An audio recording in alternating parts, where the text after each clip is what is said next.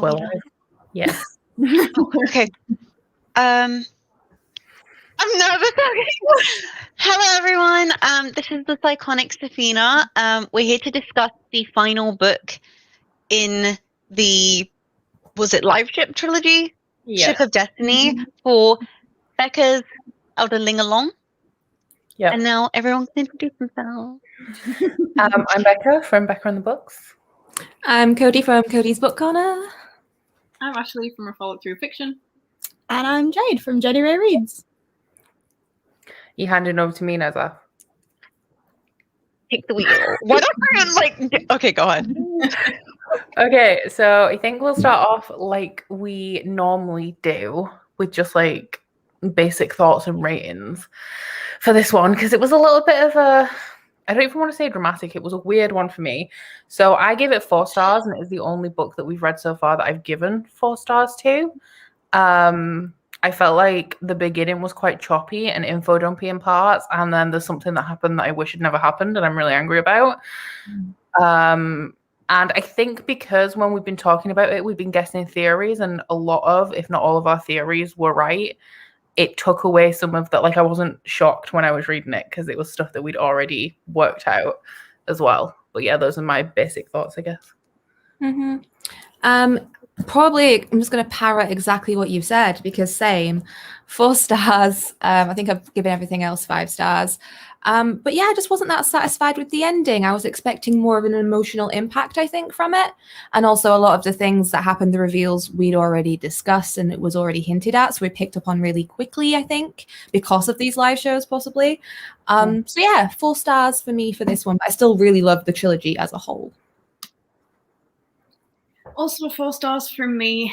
I guess one thing I can say without being spoilery is that I've noticed the same happened as with the final book of the previous trilogy, in which the first 300 pages were just a very slow getting people to where they need to be to continue the plot. So because I was less invested in the characters in this one, I felt that more, because I was just like still moving, still trying to get somewhere. And that definitely dragged for me to some extent. Although I don't normally say like slowness of a story is a negative thing. It's just more I felt it this time rather than I didn't with the Farsi trilogy. But 4 stars from me. Yeah, pretty much everything that Becca and Cody said. And again, I'm going to repeat exactly the same thing. 4 star for me. Differently to you guys, though, a lot of the stuff we've read has been 4 stars for me. I think Mad Ship's the only one I've given 5 stars. So we're kind of back to normality. Like, Mad Ship blew my mind. This didn't so much. But still very solidly 4 stars. Still enjoyed it. But yeah, a lot of the reveals we had already discussed. We knew they were coming. There were still a couple that I was like, oh, that's pretty cool. But otherwise... Not that it was predictable, but we had predicted it. Zaf? Okay, so being the outlier here, because I wasn't here for the first 2 live shows, if no one's noticed, just an annoying brown person. But I actually would give this one a 5-star because I actually love this book. Even though I would say, like, I literally just said to Becca, like, I had issues. The lack of trigger warnings, and like there's just certain things that I feel very yikes about happening, but I feel like I have a bias towards endings, and especially like seeing how everything ended. This is the only book out of the 3 I would give a 5-star to. Like the other 2, like Mad Ship was a 4.5 star for me. It was kind of just lacking, but this actually ended so poetically in so many different ways, and the character dualities just tied so nicely that personally for me, like, that was a 5-star. Well, it seemed like we were going to have a live show where everybody felt the same, but apparently not. It's going to be Zaf against all of us, which is exciting. Literally when Zaf was saying that, I was just like, oh, we have different opinions on the ending. I'm mad about it, but still. So that is pretty much the only part of this live show that is going to have no spoilers. So if you haven't read it, if you're still catching up, then I would advise coming back when you have read it, because we're going to get probably pretty detailed. Especially, I know there's quite a few points that we're going to want to discuss, like a lot. So I don't really know where to start. Does anybody have a decent starting point? Because like the thing that's sticking in my mind right now, especially because I only finished it last night, is the end. But I don't want to talk about the end at the beginning of the live show because it seems like we're working the wrong way. And we could start with like the general beginning of the book. Would make sense, because as Ashley said about the beginning of the end of the Farseer trilogy, how it was just like hundreds and hundreds of pages of just like traveling and stuff. I had an issue with the ending of this one kind of for different reasons, because I don't mind the traveling in this. The problem with Assassin's Quest for me is that we're like in Fitz's head and it's just so like insular with all of his thoughts. With this, I had mainly a problem with the Bingtown characters, because the end of Mad Ship, we didn't see them. They were very present at the beginning of that book, but then they weren't really at the end. So when we came into, I think Cirilla is the first perspective we get in this one, it was just like a big info dump of what had happened while the end of Mad Ship was happening. So it was just like all of these things that Cirilla had done. I couldn't remember why she was at David's house. Like, why was she in a position of power? Like, because where we left Mad Ship, we didn't even know where Veronica was. And then we just jump into Veronica. Her house has already been ransacked. It's like a really quick progression through this is what happened when I went to this place. I turned around and came back. And I just felt like that was really rushed and choppy. And I noticed it in a couple of other character perspectives as well, that it felt like we were skipping too much time in between seeing the characters every time we saw them. I definitely noticed how a lot of the things that happened in Mad Ship in terms of the details of how things worked, she kind of used the introduction of this book to be like, just in case you didn't get it, this is how this works. Because like we literally start and she was like, so the serpents cocoon and turn into dragons, but then they got turned into life ships. And I'm like, cool, thanks for clarifying. But like there was a lot of times like that where she'd be like, just to recap real quick, which I know like they could be a fact of publication. I don't know how much time was spent between them coming out, but it's a year up until I think the first 6 books definitely were published a year after each other.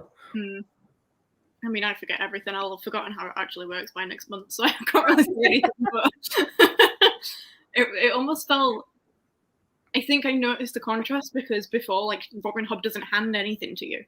She lets you figure out along the way. So for her to actually go, here's how it works, I was like, oh, okay. I think I did definitely notice that part where she did that. And I can't remember feeling strongly about it, but it was noticeable. In there, I think she more so just did it to like kind of re-clarify, because you should know at that point, rather than to like just tell you. It like honestly that kind of felt to me like, you know how sometimes in children's books when you read the next part of a series and then they just give you like a page of a recap or something like that, or like by the way, this is how something works. Like it just felt like that. I've just started Starsight by Brandon Sanderson, and the first chapter is like, this is what we found out at the end of the last book. Halfway down the first page. Literally from egg to serpent to cocoon to dragon to egg, all memory of her line was hers. Like it's literally just there on the first page.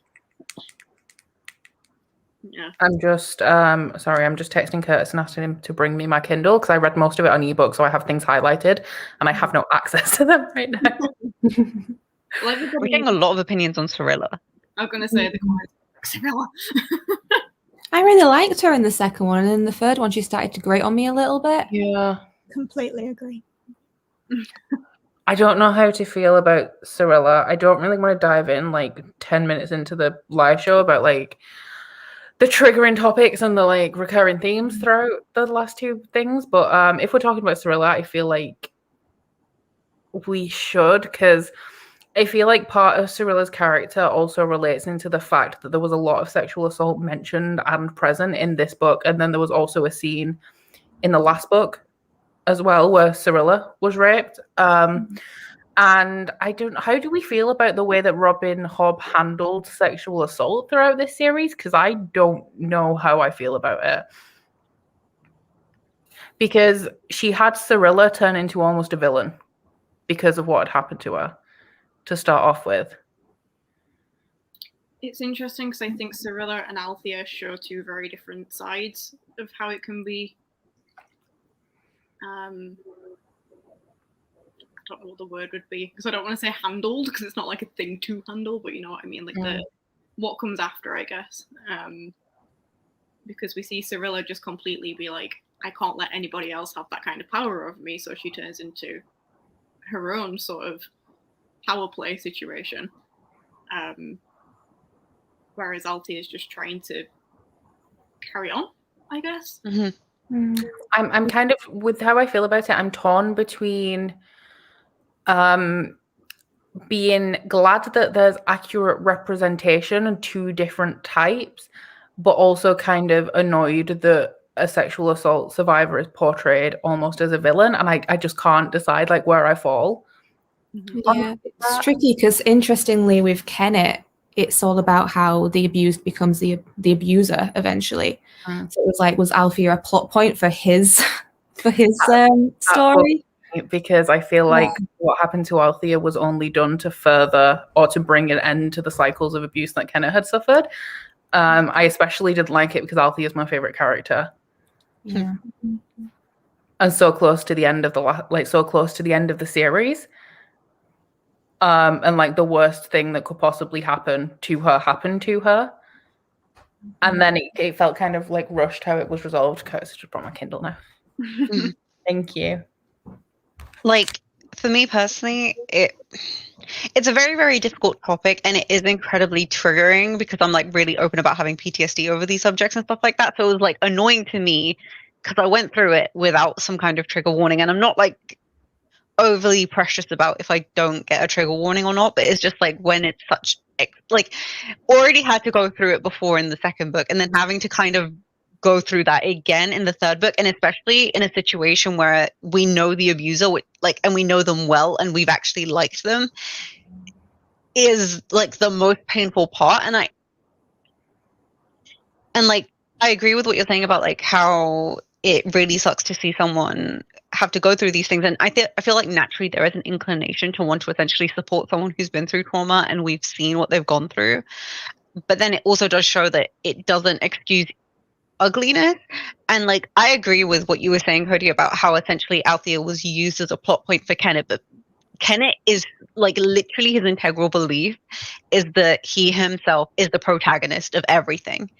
And essentially to see him and Kyle kind of meet the same ends for both being absolute fuck-ups in completely different ways, and how in the beginning they represented complete opposites, but in the end they're the same.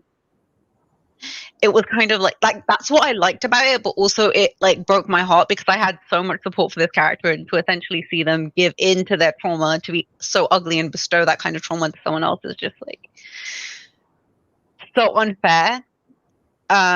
And I kind of felt uncomfortable with how Althea's like her trauma was dealt with, in the sense that it was kind of just erased. It didn't feel like it was actually like dealt with properly, and I feel like that's not how trauma works. And I hope that like I feel trauma is an entire theme throughout Hobb's books. Like we deal with so much trauma, like whether it's child abuse, mental abuse, emotional abuse, and then lots of physical abuse, but then also now we're entering the realms of lots of sexual abuse, especially with these more female protagonists. So what's going through my head is just like, is her way of portraying people going through that trauma and bettering themselves after that trauma going to change? Because right now it just feels very old-fashioned to me, and it feels very like it's not addressed properly. Like you can't just erase trauma, you can't just transfer trauma, and maybe that's a pro of the kind of magical world we live in, but like in the text, but it's just I feel like it does a disservice to people who've been through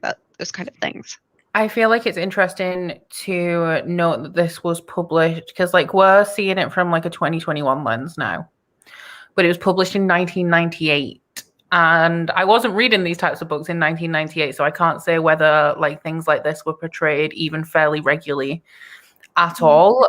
Based on what we've learned about Robin Hobb and the books before, I would say that I would imagine it wasn't incredibly common to have, because it could have been handled better, but I feel like considering the time that it was published in, it was probably handled well, because you would have seen I feel like it would be more common for sexual assault to be portrayed in fantasy in terms of like just something that happens in the background, like in Game of Thrones, as opposed to having it being done to a main character and then them having to deal with the repercussions of that. I don't feel like that is something that would have been incredibly common at the time. It's weird. I think that's also... Sorry, okay, you guys go first. I was just going to say it's interesting as well, because while it is to some extent kind of rushed through or whatever, there are still nuances to it. Like, I think Rhiannon's mentioned in the chat that like there is a cycle of abuse going on where something happened to Kenneth and he's replicating it. He wanted to do it to Wintro, but knew that was bad for some other reason, so he's put it onto Althea instead. And like the conversations about what he wants from that were interesting to see, I guess, but also I can't remember what I was going to say. I had another point there. Oh, the people siding with Kenneth. One thing that I did particularly like seeing was Wintro saying to Althea, "I'm sorry you suffered from my silence." Because it's very rare that that is acknowledged, that saying nothing can be just as damaging. Yeah, one of the most like heart-wrenching kind of like impactful moments for me was when Etta was like, "I believe you." Just like, yes, come through, Etta. And also I think it's a really interesting idea, but also it kind of is a little bit like, ooh, the whole like transferring trauma. Paragon's just literally Kenneth's like sailing trauma. That's pretty much what he is throughout the whole of this book. And then Althea just transferring that as well at the end felt a little bit like, I don't know. Just as like, because I was confused about this bit, why does Paragon need it to be whole? Because while it was part of Kenneth and it ends the cycle, it was done to Althea, so it doesn't solely belong to Kenneth and Paragon. And I was just really confused about that. I feel like it's like a very weird metaphorical relationship, and I feel like a lot of the relationships... Okay, so I feel like there's the explicit semantic version of events, right? And then there's a very explicit way we could look at it, like maybe as a study on sexuality and stuff like that. But then also I feel like there's this weird magical subtext of like ownership and ties to the ship that essentially Kenneth can't appropriate the kind of tie that Wintro and Althea have with the ship, the Vaishal Bolt. Like, he can't enforce that kind of bond that's already been there through lineages and stuff like that. So I feel like there is this kind of jealousy and essentially having this kind of power play where you can essentially assert your kind of dominance, whether it is to Wintro or someone of his bloodline or essentially someone who has that kind of link, is his way of like feeling like he's getting that kind of power back, like he's getting some of that ownership. So I don't think it was necessarily just like rape for a sense of sexual pleasure. I do think it was done for like multi-tiered reasons. And like I completely agree with the argument that like he got off way too easy, and it kind of annoys me that he got a kind of happy ending. Sure, he didn't get what he wanted, but he still got what he wanted. But I also feel like we kind of liked this character. He was kind of good until this part. And now I'm just like, so essentially his punishment for doing this incredibly heinous thing was to die. And it's like, personally not enough for me, but I also understand it, if that makes sense. The way that he died bothered me as well, that it wasn't like, as it wasn't for anything that he'd done. It was just because he jumped onto the ship with the people who were actually directly fighting him. And it was annoying because by this point, I've always been a little bit iffy about him because like he is a pirate, and I think Robin Hobb did a very good job of representing him as kind of like charming, but then we also knew that he was a little bit like he was lying and being manipulative. And he's very morally grey, and there were times when you weren't sure whether he was manipulating people or whether he was being honest. And I can't remember what I was going to say, which is great. I think that is interesting upon reflection is that through Madship, I can't remember Ship of Magic, but through Madship especially, we did see how Kenneth would see sex as something to manipulate, because he had the whole thing with Etta where he's just like, well, if you have a child, then I get the ship. So he was trying to set up Wintro and Etta for ages because that meant that he had a bloodline on the ship, and it's just like a tool for him to use. So That's all It is also in Ship of Magic where he goes to see Etta and he sees sex as like ordering a meal kind of thing.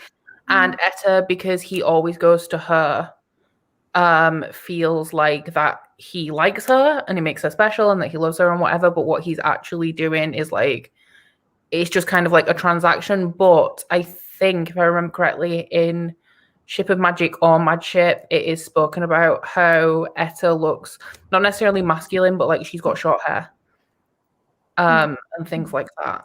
I remember what I was going to say about Kenneth now. It was that I almost cried when he died because of not because of him, but just because of like I wanted him to die, but any time where there was like a Kenneth and Paragon scene, like I felt emotional. But I didn't like him and it really annoyed me. But it still upset me. How do you feel? Wasn't Kenneth one of your favorite characters in the last book? I've never really liked Kenneth. It's Jade who used to really like Kenneth. I yeah. liked Kenneth. I liked Kenneth's story because it was interesting. Didn't necessarily like Kenneth as a person, and there's definitely a differentiation to be seen there. And I still stand by Kenneth's parts in this book were still some of my favorites to read because I feel like that's where the most happened. That's where I was most on the edge of my seat, and that stayed true here. Doesn't mean I like him as a person. Let's draw a line under that. Yeah.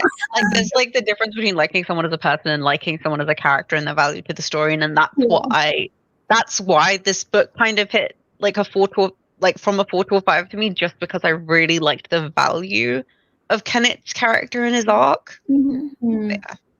I just want to like a little experiment. Just quickly, who is like your guys' favorite character and or perspective? Mine is Althea, just in general. Althea. Kenneth's was my favorite perspective because it was the juiciest, but also Paragon because it was the whole mystery of what happened to him up until we kind of guessed. I have always said I don't particularly like anybody, but my favorite character would be Malta. Oh yeah, actually, I cried because I was so proud of her in this book. I thought it was going to be Malta that made you cry. Yeah. What a bad bitch. Well, good. You think of how she was in Ship of Magic and how much I was like, oh, you are a spoilt brat. Just go and sit in a corner by yourself. And then now I'm just like, I'm so proud. I kind of, something else that I didn't necessarily dislike about Ship of Destiny, but something that I missed about the other books is that Malta was coming to the end of her character arc. So we didn't continue to see her developing. She was kind of like pretty much there at the beginning of this book and was just like reinforcing that. So I did miss her character development because I liked her in the first book because I appreciated her audacity, even though she was the most irritating character. Did we I don't think we did. We didn't see Malta's reaction to Kyle because she didn't see him, and then I don't think it ever came back to how she felt about that, him dying. I can't remember. Which was interesting. I don't think she ever knew that he was alive again, though, did she? Did she ever see him alive? She didn't see him alive, but Althea said that she might not tell them. But then at the end, we found out that Kefria had been told that he died fighting the Jumalians. So Kefria knew. But it's interesting that was never touched upon again, because even up until Malta approaching Vivacia at the end of the book, or near the end of the book, she was still looking for him. Yeah. And she was mad at Wintra about where he'd gone. It's interesting because none of them get what they set out for in the very beginning. Malta doesn't get her dad. Althea doesn't get Vivacia. Wintra doesn't get history. I do think there is a slight difference, though, in like getting what you want and then certain people's desires changing, because Althea's desire was still the same even in the second book, but then her desire changed in the third book, like because of stuff that happened and stuff. And I feel like I have to respect it to a degree, because even though I was like super rooting for Althea to be like, yeah, ship captain lady, I was like, it was satisfying for her to essentially reclaim her own life and realize that like you don't have to be set in what you want to be, even though part of me was like, I kind of don't like the fact that you essentially sacrifice this very big part of yourself. But also then it's not a sacrifice, it's just a change of heart, and like she's allowed to have that. Mm. Oh, I So think that- that's everybody. I don't think that anybody, like the changes in, they set out for one thing and Mhm. didn't leave with that thing. I think all of them is because they've all had a change of heart for some reason or another. Mhm. I think Brashen got exactly what he always wanted, which was cool. This is True. I love Brashen. he's great. I've been looking for fan art, but I haven't found anything exciting, sadly. Just for the series in general, but that's what I've spent most of today doing, just like looking for fan art. What do we think about Wintrow's character arc? Because I think that when it got to Kennett's death and Wintrow taking over, it like hit me how much Wintrow has actually changed. And I feel like a lot of his transformation has been very subtle because it's like some of it's happened in the background. Like I didn't assume actually that Wintrow was going to take over the ship. I thought he'd still fulfill the same kind of role. Because he wasn't doing much on the ship apart from his relationship with Kenneth. So I thought he'd just go to being like a random crew member or maybe go back with his family. So that is actually one thing that surprised me where Wintrow ended up at the end. I do think I like that his and Althea arcs were opposite. Sorry, carry on, Cody. No, it wasn't me. It was Ashley. Oh, sorry, carry on.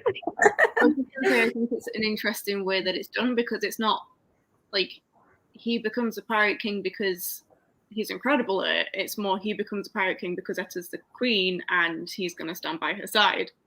I think that's an interesting thing, especially because we started the series and it was just like this entire area doesn't really have like women in control anymore. Once upon a time they did, and then we've ended and they're all queens. Yes, actually. That's a very good point.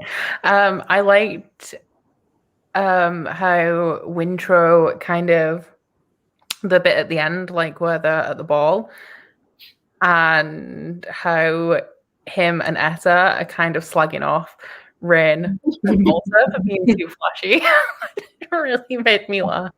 And I really like how they reverted back to kind of like family roles, even though they didn't even really know each other that much because Wintrow had already been at the monastery for so long before the series even started. But how every time Ren was near her, he'd like scowl. I wasn't happy about it. I've just seen Fifi's comment as well that says Brashen is a man. It was going to be the one. Oh dear.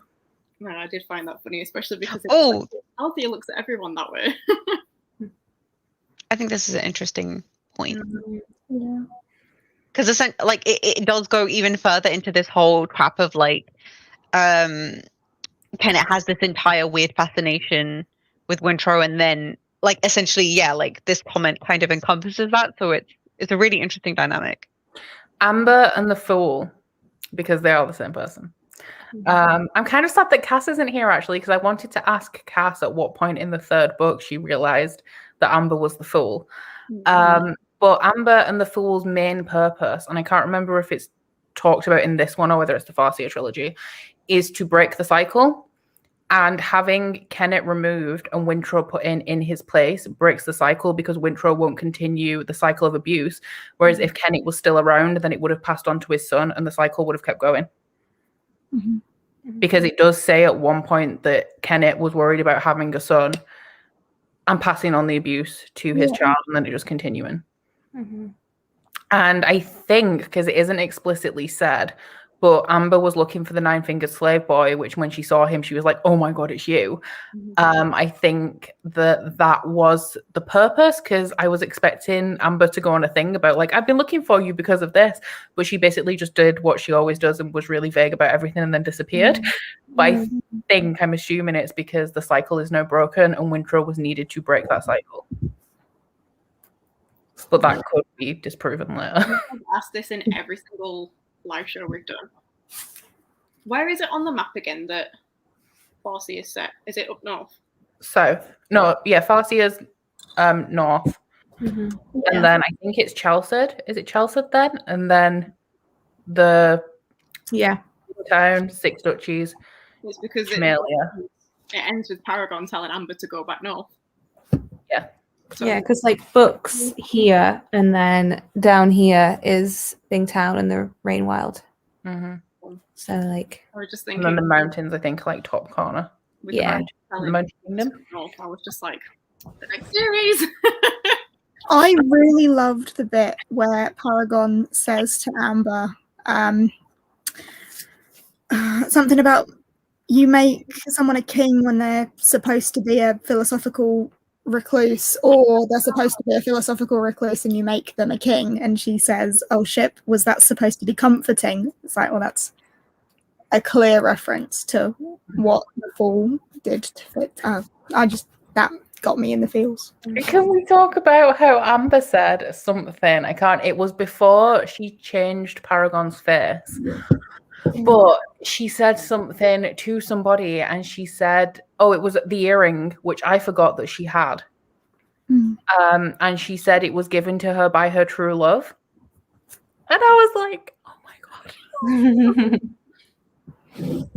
Especially because I can't say, because I've accidentally spoiled myself for some things by reading the synopsis of one of the later books, and it's even worse. There's so many times throughout this book where everyone's just calling Amber a fool, or like she's referring to herself as a fool, and I'm just like, as usual, I've highlighted a lot of fool stuff, so let's see if I've got any. And then she got mad because the Paragon didn't have brown eyes. Yeah. Oh. What I was gonna say was like, maybe I'm dumb, maybe I completely forgot something, but like, do we know why the next series is called The Tawny Man? Because the fool's changing color, I assume. Yeah, see, that's what I was thinking, because I literally just googled what is tawny, because I feel like I know what the color tawny is, but I just had to double check, and I'm like, because I do know that there is a character called like Lord Golden or something like that in the next one, so I'm just like, the crown that Amber found at the end. Why does a rooster crown sound familiar? Where did I read that before then? Was it when the Fool had the flashback of the Elderling city and the Fool was on the podium wearing a rooster crown?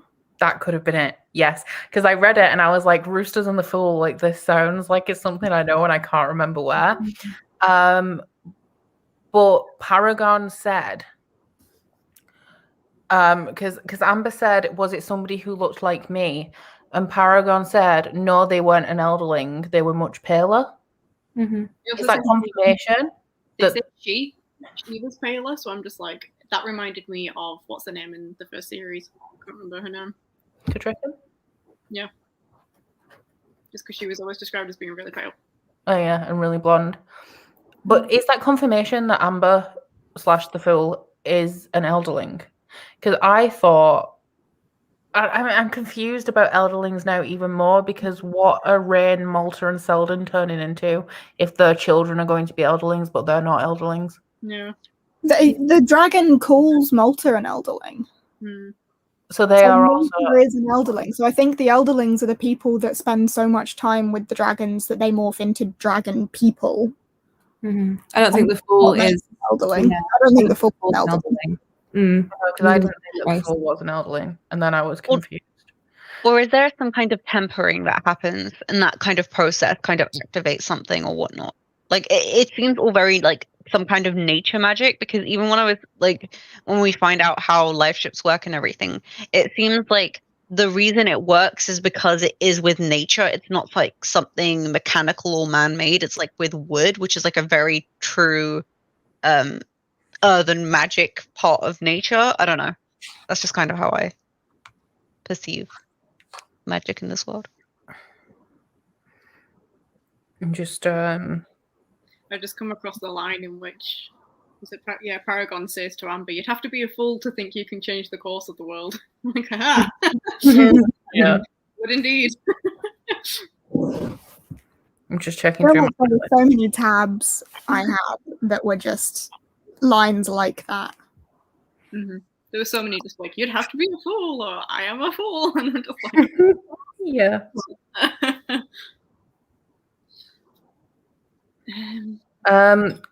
When did Fitz give the Fool the earring? I think in the last book. It passed his hands a lot, I feel, that earring, so I can't remember how. It was, I think, one big clue that it was that earring is that somebody, I think, asked Amber if she was a freed slave. Yeah, someone And she did. said no. Somebody gave me the earring, which is, we know it's about freed slaves because is it Boric who was a freed slave or was it his father? I think Boric was a freed slave.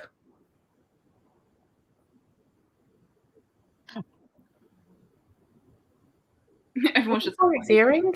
It is Boric's earring, isn't it? And he gave it to Fitz. Chivalry gave it to Boric, didn't he? And Boric gave it to Fitz. And Yeah, then Fitz was giving it to the fool. yeah. Mhm. just like watching this one earring hop around the entire way. Okay, so Irene said his father, Boric's grandmother. It's Boric's grandmother. There we go. Ah. Someone's paying attention. Fitz. Megan just said Fitz asked the fool to take it to Molly. Well, it's not done that. He's really not done that. Gone a bit of a detour. But yeah, I'm just gonna wear it instead. It's fine.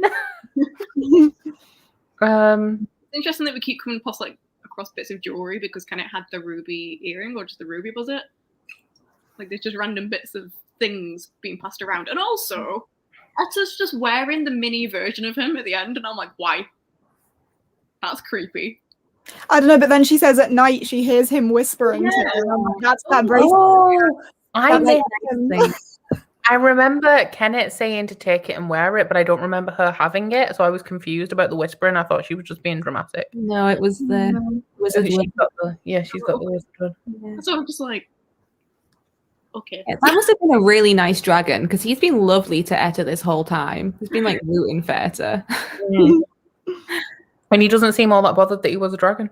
Yeah. He's just like, cool, continue living on your wrist. I have a really dumb question.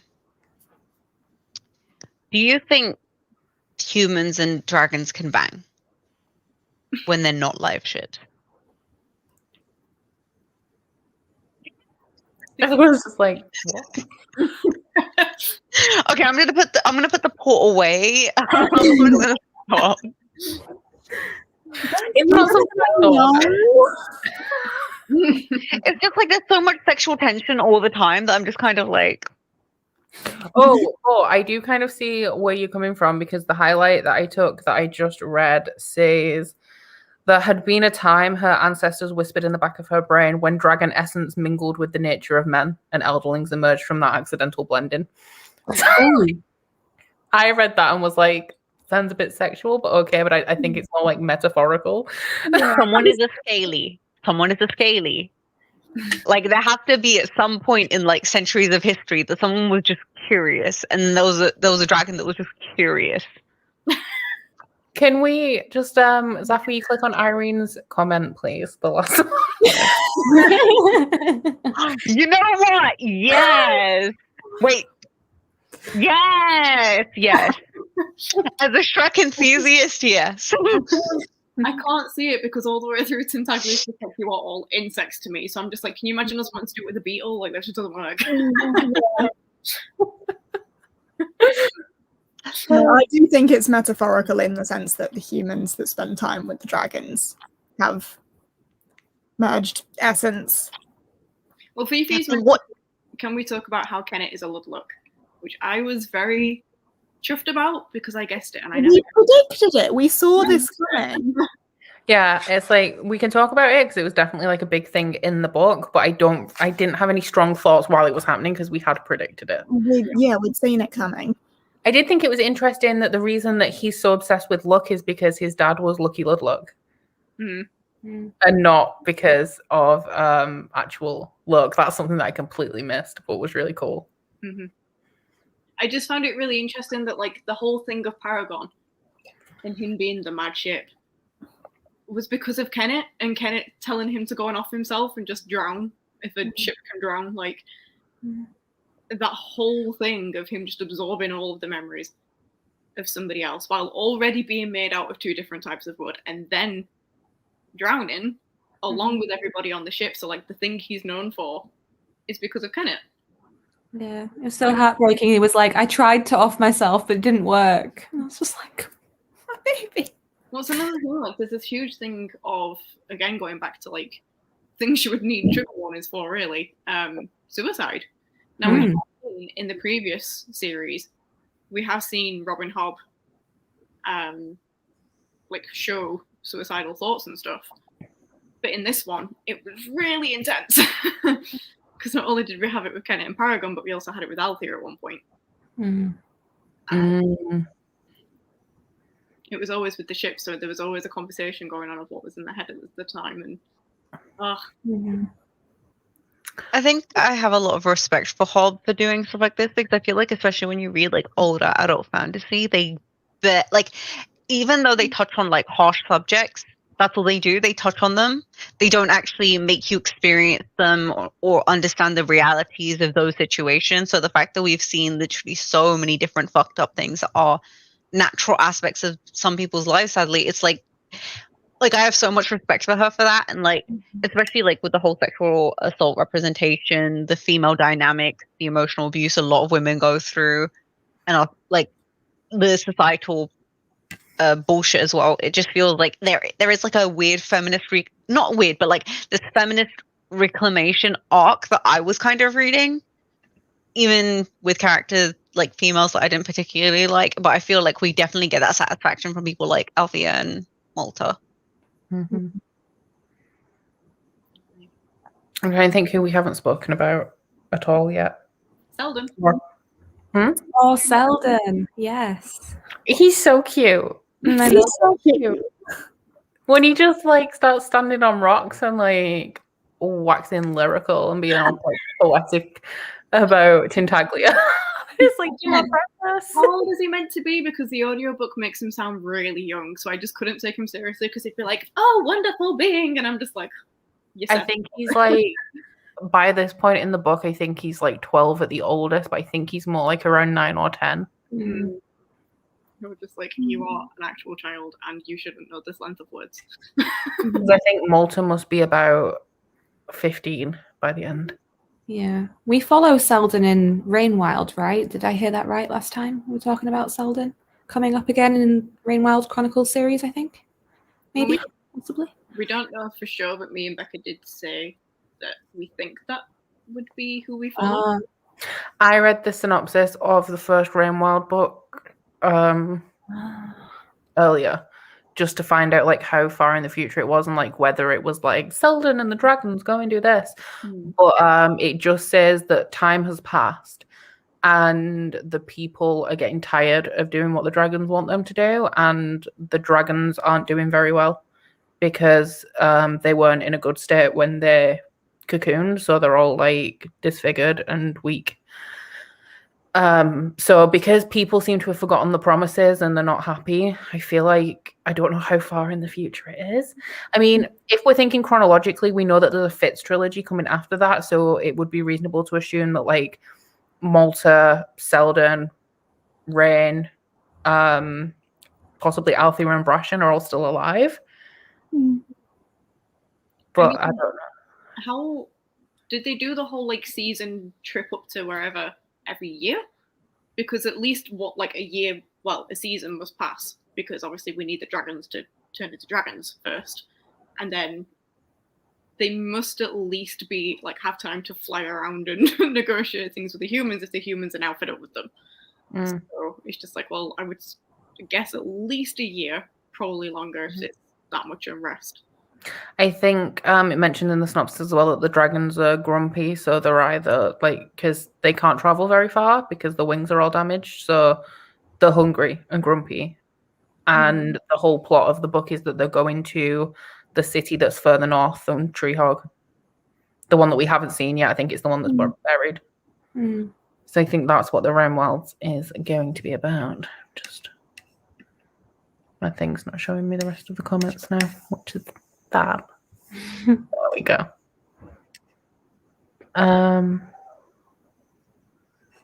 Oh, somebody just saying about Selden that he's like downloaded the Elderlings' memories and he's copying how they spoke to the dragons. Oh yeah, he said at one point that that's how she refers to herself, so he was just replicating what Tintaglia was saying. Just like, I am the queen.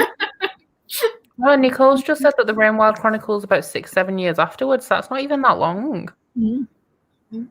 I do kind of find it frustrating because obviously, like, I like the natural progression of time, but it's like, why does everyone have to have kids? Why does everyone's kids have to be some kind of other person's kids? Like, the pinnacle of a relationship and progressing a romantic relationship is not aligned to having children.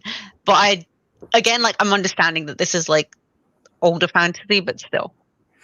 Althea and Brashen do go against that because they are supposed to be getting married, but then they don't. So then they just piss off, essentially. And they're not bothered. I love how they like come to that agreement because you don't see him being like, "Oh, will you marry me?" They're just like, "Are you going to marry me?" She's like, "Well, I did plan to." Yeah. It's just like, cool. Just everything. Like, if it ain't you, who the fuck is it going to be? Let's be honest. Oh my god, when Brashen thought that she was leaving. He was so grumpy. It was so cute. I feel like all the way through, like you see him kind of waver a bit with not quite knowing what he's doing and trying to keep his place as captain and stuff. But then at the end, he's really like, you see his vulnerability because there's so many times where he's just like unsure of what to do and is like, I don't know how to be normal now. Yeah. And when everything she said in that thing where she's like, "Oh, you don't have to get out of bed," and he's like, "Oh, she's just gonna leave while I'm in bed." Leave me out. And I'm like, Oh, that was great. I really, really enjoyed that. I think you need that kind of wholesome, cute guy when you have like all these other men fucking up left, right, and center. He was like a breath of fresh air. I did really like Rain as well, though, and I found it really funny how Tintaglia just dumped him in the water and flew off. And he didn't even save Malta because she was already with her family. She was fine. He was just like, I planned on showing up in the hands of a dragon, come to save the day, and I just got yeeted into the sea. Yeeted. I think I take it back. I think the dragon's my favorite character. Tintaglia, like all the way through this, she's just so unimpressed, and I'm like, I feel that. Yeah, she's I'm amazing. also vastly unimpressed by humans. It's fine. I carried on reading the name is Tagliatelle. Sorry, carry on, Jade. Past the dragon. Did Jade freeze? Jade is so unimpressed. Oh, did she freeze? Oh no. Jade was so unimpressed that she froze. She's like, let me freeze before the moment I listen to this bullshit. I did find it really cute as well how Malta and Rain were doing the thing where he thought that she'd seen his face and ran away, but it was her face, and that was yeah. There was a whole thing where she's just like, he got really excited, being like, "Will you still have me?" She's like, "If you'll still have me." Just like, I think the one thing that did surprise me, and it's so stupid that I didn't pick up on this, but the whole time, like the warts, I just assumed it was warts. I never thought it would be scales the whole time. So we got to the end and I was like, oh my god, it's a scaly crown. What the hell? I couldn't picture what this mark was meant to be. So when they were just I thought it was like crown, I'm like, here, Yeah. but it's like up through her hair. It's like here, I think, Yeah. which shows she's hiding so well. I'm still confused because it must come down onto her face a bit because it says that it's like almost in her nose. So I'm just like, where is it on her head? Like, what does this look like? Is it just like a? Maybe she gets it like from here. Yeah. Yeah. Have the little Cool. marks there, don't they? So I'm just like, I wonder if it's literally across her forehead. Yeah. Triangle. Hey. Hi, Jade. My Wi-Fi dropped, so Yeah, now I just can't sit in the library anymore. I imagine her having red scales in a triangle, like from where they get. Becky, your version was like a bent Harry Potter. You were like, oh, I thought it was just like. Jade, what were you going to say before you died? Sorry. Oh, yeah. I cannot remember. Oh, we were talking about Rain being dropped in the sea. I was just going to say I think it was really important for him to see that Malta was capable of saving herself and didn't necessarily need him because he had no faith in her that she got out of that earthquake. Yeah, that is a good point. Can we talk about her relationship to the satrap as well and how she basically just bossed that negotiation and she just came in and just changed the world forever now? I appreciate what she did, but I'm annoyed that she cared whether he lived. Because there's many times where she could have just left him to die, but no. And I'm like, please, he's so annoying. Yeah, Even he has value development, though. As much as I found him annoying, I could completely understand what she was thinking by just like keeping him alive because she lost her status and any kind of hesitation from everybody else around her. Because she also was experiencing sexual assault. And, you know, there was a level of protection in keeping him there. So I was just like, I can completely see that. But also his. Like for myself, I want him to have died. He was Yeah. the worst. But then we had the cool ball scene at the end, which was nice. Fifi actually made a really interesting point, and I just like searched on Google like how there's different interpretations and whatnot of the mark, and it's actually like some of these interpretations are stunning of the scale progression and stuff like that. Looking that up. Like literally the first picture is gorgeous. Ooh. Yeah. Is it just on Google what he typed? Yeah, just on Google Images. Yeah, with that. Yeah. Oh, damn.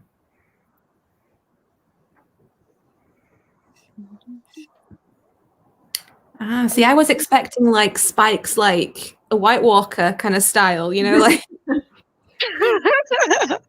It did make me a bit squeamish when she was trying to clean it and it had pus in it, because I'm quite like, I can get squeamish about gore. And that was just like, I can't do it. I can't do it. Because then she was panicking and I was panicking because I was getting squeamish, and I was like, can we stop, please? Can we please stop? With the scales, I think, I can't remember if I said in the last live show, but I know I thought it at some point, that it was something to do with the water in the Rainwild River. Because the Rainwilders, it happens to them because they're in the Rainwilds. Do we think it's because of the river, or do we think it's because they're near the logs, I guess it would be? Because there's no other dragons around. No, because it's definitely something to do with the river, because of when they're trying to... Like, she was really... what's the word? Taking a lot of glee in the fact that she's pouring over this water on stage top, like, yes, I'm cleaning you. Yeah. So satisfying, holy fuck. Using his own ignorance against him. But he turns like red, doesn't he? He starts going red because his skin's damaged in some way. Yeah. He gets like fucked up, like blistered and shit. I think the scales from the Rainwild, maybe it's hereditary, maybe they're just the descendants of the Elderlings. Maybe. I do feel like maybe if you have a kind of proximity to a specific kind of power, it can like awaken something in your blood. That's what I was kind of mentioning, like with tempering in some kind of way. What do we think about like Ronica in this one? Anything? Because I just don't have much. She wasn't as important as she has been. Didn't really feel much about her at all. One person who was like just not there is Kefria. I forgot she was a thing until the very end, where she's negotiating with Ronica and Cyrilla. They did kind of drop off that perspective when everybody started gathering in the sea. Like, we just left Bingtown for ages again. And then came back to whatever it was they'd be doing. It's sad because, like, Ronica kind of felt redundant by the end. Like, she'd done some stuff through the middle, but nothing really happened to or for her in the end. She even gave up the thing with Davard, because like what she was set on in the beginning is proving he wasn't a traitor, and then at the end she was like, I don't matter anymore. Yeah. It kind of annoyed me that they were all still like, because he was awful. He really annoyed me. But they were just still so bothered about him, and it's like, why? She did do the thing with Cyrilla at the end where she was like, we'll take you in, kind of thing. Yeah, they took her in so that they could. It felt like, and spoilers for the Game of Thrones TV show, if anybody bothered, it felt like the Starks all came out on top at the end. Because the reason why I wasn't too impressed with the ending is because I feel like a lot of it was convenient, because the Vestric family are fucking loaded. They unloaded Oh yeah, help. because the main problem was debt. Also, that's somebody else who got what they wanted. Like Ronica wanted them out of debt by the end. Yeah. But That it's was like you get money from the satrap, a hell of a lot of money, and then they also find Egot's treasure trove, and I'm just like, so now you're just double well off. Cool, okay. Yeah. But that is like a cool instance because that's a detail that I forgot about. I forgot that his hoard was a thing, so I never expected it to come back to that. So it's cool that she did actually bother to wrap that up. She shouldn't have to. I just kind of wish it was just that, because I liked that part, because it also explained why Paragon didn't have eyes, and the fact that like Egot was just get rid of Paragon's eyes and then it's going to kill off half of everybody who's on the ship so that nobody would remember that this treasure trove was there. So then I feel like that would have been a massive thing of, you know, Paragon and the Vestrit family coming together again, because he would have been able to make them wealthy by taking them to this treasure trove, and he did that. But then there's also just like, oh, and the satrap's going to give you all this money. Cool. Oh, okay. The main reason I didn't like love the ending as much as I thought I would was because I'd kind of I don't know, warm myself up to the idea that someone was going to die, someone of our main characters was going to die. And when I didn't get that, I was almost disappointed, even though I like these characters and I'm happy for them. I was just expecting that emotional punch, which I didn't get because we only really got Kennett's death, which had some impact. I didn't get it, man. Like, I feel like in Farseer, we did kind of with Verity. I was just expecting something, you know? To be fair, in the Farseer trilogy, there's not that many main characters. There's only the Fitz, the Fool. Boric wasn't even around. Verity did die, and then you only really have Katrikan because Kettle and Starling weren't really in it long enough to care. Yeah. But with this, there was enough characters that one of them should definitely have died. That's And they nearly died so many times. I don't know who I'd want it to be, if it was going to be any of them, but I just wanted someone from the main cast, from the Vestrit family, perhaps. Maybe Ronica could have done, you know? Especially because, like, with Farseer, again, spoilers for Farseer if you've jumped in with the series, but with Farseer, you don't, like, it's almost bittersweet because it's not necessarily a happy ending because he's just by himself. And it was really sad.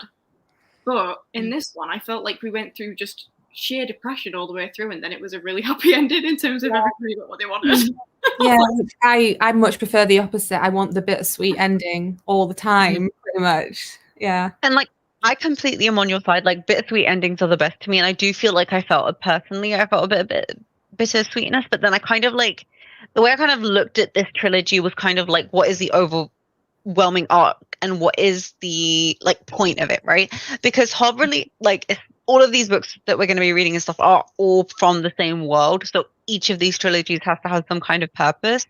So I was saying this to Becca earlier, that essentially I feel like the first trilogy was incredibly insular and it essentially completely dependent on Fitz, but like this trilogy was expansionist. We were learning so much more about the world, we were learning so much more about the magic system, we were learning things which in like tie into the first trilogy, but also go against beliefs that we previously had and stuff like that. So I feel like the main actual purpose of this is that, like, this trilogy, like, sure, there's a story with the characters and stuff like that, but it was more so for these underlying elements, which are definitely going to come into the forefront with, you know, how times change, how things develop and stuff, and how they tie back, because like we've just learned so much that we can't perceive the world that we were in. Like, it's way too casual what was happening back there now, if you know what I mean. I do like how I feel so bad for Fitz because they thought that they were figuring out so much stuff and they're so wrong. They're so wrong. Amber's going to come back like, I've got a tale to tell you. Boil it down. Expedition Through Pages said, I really thought that Brashen was going to die. I thought it was going to be Brashen or Rain because they're not the Vestrits. They love interest. And they love interest. Yep. Can't have everyone have a happy ending. And Rain, I think Rain could have died, even though he's one of my favorite characters. And I feel like him surviving and ending up with Malta works because she was so obsessed with appearances and things. But I also think that he could have died because at the beginning she was all about getting married and like romance. And as she grew into herself, she doesn't actually need a man so he could have died. Either way, it was fine. But if somebody needed to die, then it could have been him. I would have been very sad. Yeah. Any of them still could have have died. Like, so any of them could have died, in my opinion. Like, they all would have had a point. Yeah. If that makes sense. It just the more I think about it, the more it does just feel like the Starks at the end of Game of Thrones. I would argue that the Pirate King, and like Althea gets her ship, and Malta's in the Realm Wilds and like talking to dragons, and then Kefria's an ambassador for wherever she's the ambassador for now, because or whatever. And then Ronica's got her own thing going on where she's the ambassador for something, and then they have Cirilla who's the ambassador for Jamalia, and it's like, why? Everyone's in like a position of power now. Yeah. And like what I was going to say was essentially like I said this from I was thinking this from the beginning. I didn't get to say it from the beginning, so I wasn't here. But Malta gives off big ass Sansa vibes, and it was just like because I fucking loathed her in the beginning. The way like Ashley was speaking about her during that live show, I was like, yeah, you know what? You're big. I'm tired of these kids. Wait, hold on, I have a phone call. I do find it funny as well because the quote on the front is from George R. R. Martin saying, even better than the Farseer books. I didn't think it was possible. And I'm like, is that because it sounds awfully familiar to yours? I do agree with him, though. I do think it was better than the Farseer trilogy. Yeah, so do I. No, I think my heart's always going to be Farseer. for the Farseer because my introduction to Hobbit's nostalgic now, and after a reread as well.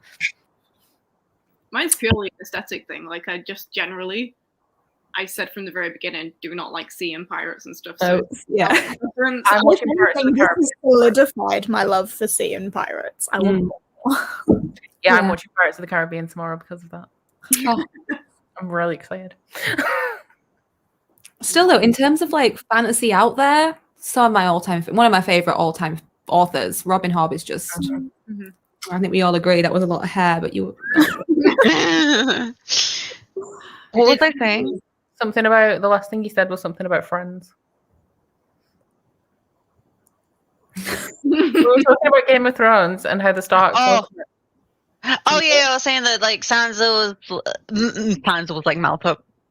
Malta was like Sansa and then like the fact that she ends up in this position of power, and then like I feel like what happened with Althea is like the opposite of what Arya was leading to with Gendry, but then it didn't happen, which I'm still pissed off about, but whatever. But like it's like her original aims were like that, but I'm gonna stop making that comparison. But in the end of the day, it was annoying. Honestly, what I feel like should have happened, and I know it's incredibly fucked up, I think Selden should have died. Why? Selden? I think Them Winter kids. should have died. One of them. Wintrow would have been. And Wintrow. Them kids. Fuck men. I'm sorry, I don't hate men. Well, if you take the siblings, or like even just any of the Vestrytes, Wintrow would have very easily had the whole like savior sacrifice moment, considering his ties in with religion. So he could have very easily just been like had that moment. Whether I would have thought that was tropey if you did do that. Does it not fuck with your head, actually? Because when I think of the siblings, I count Althea, but Althea's not one of them. I just changed it because I thought of Althea and then I was like, wait, no, just the Vestrytes. Althea's only 18 at the beginning of this, I think. She's only a couple of years older than me. And Wintrow is 14 at the beginning of this, I think. And Malta's 12. So like there's only 5 years in between Wintrow and Althea.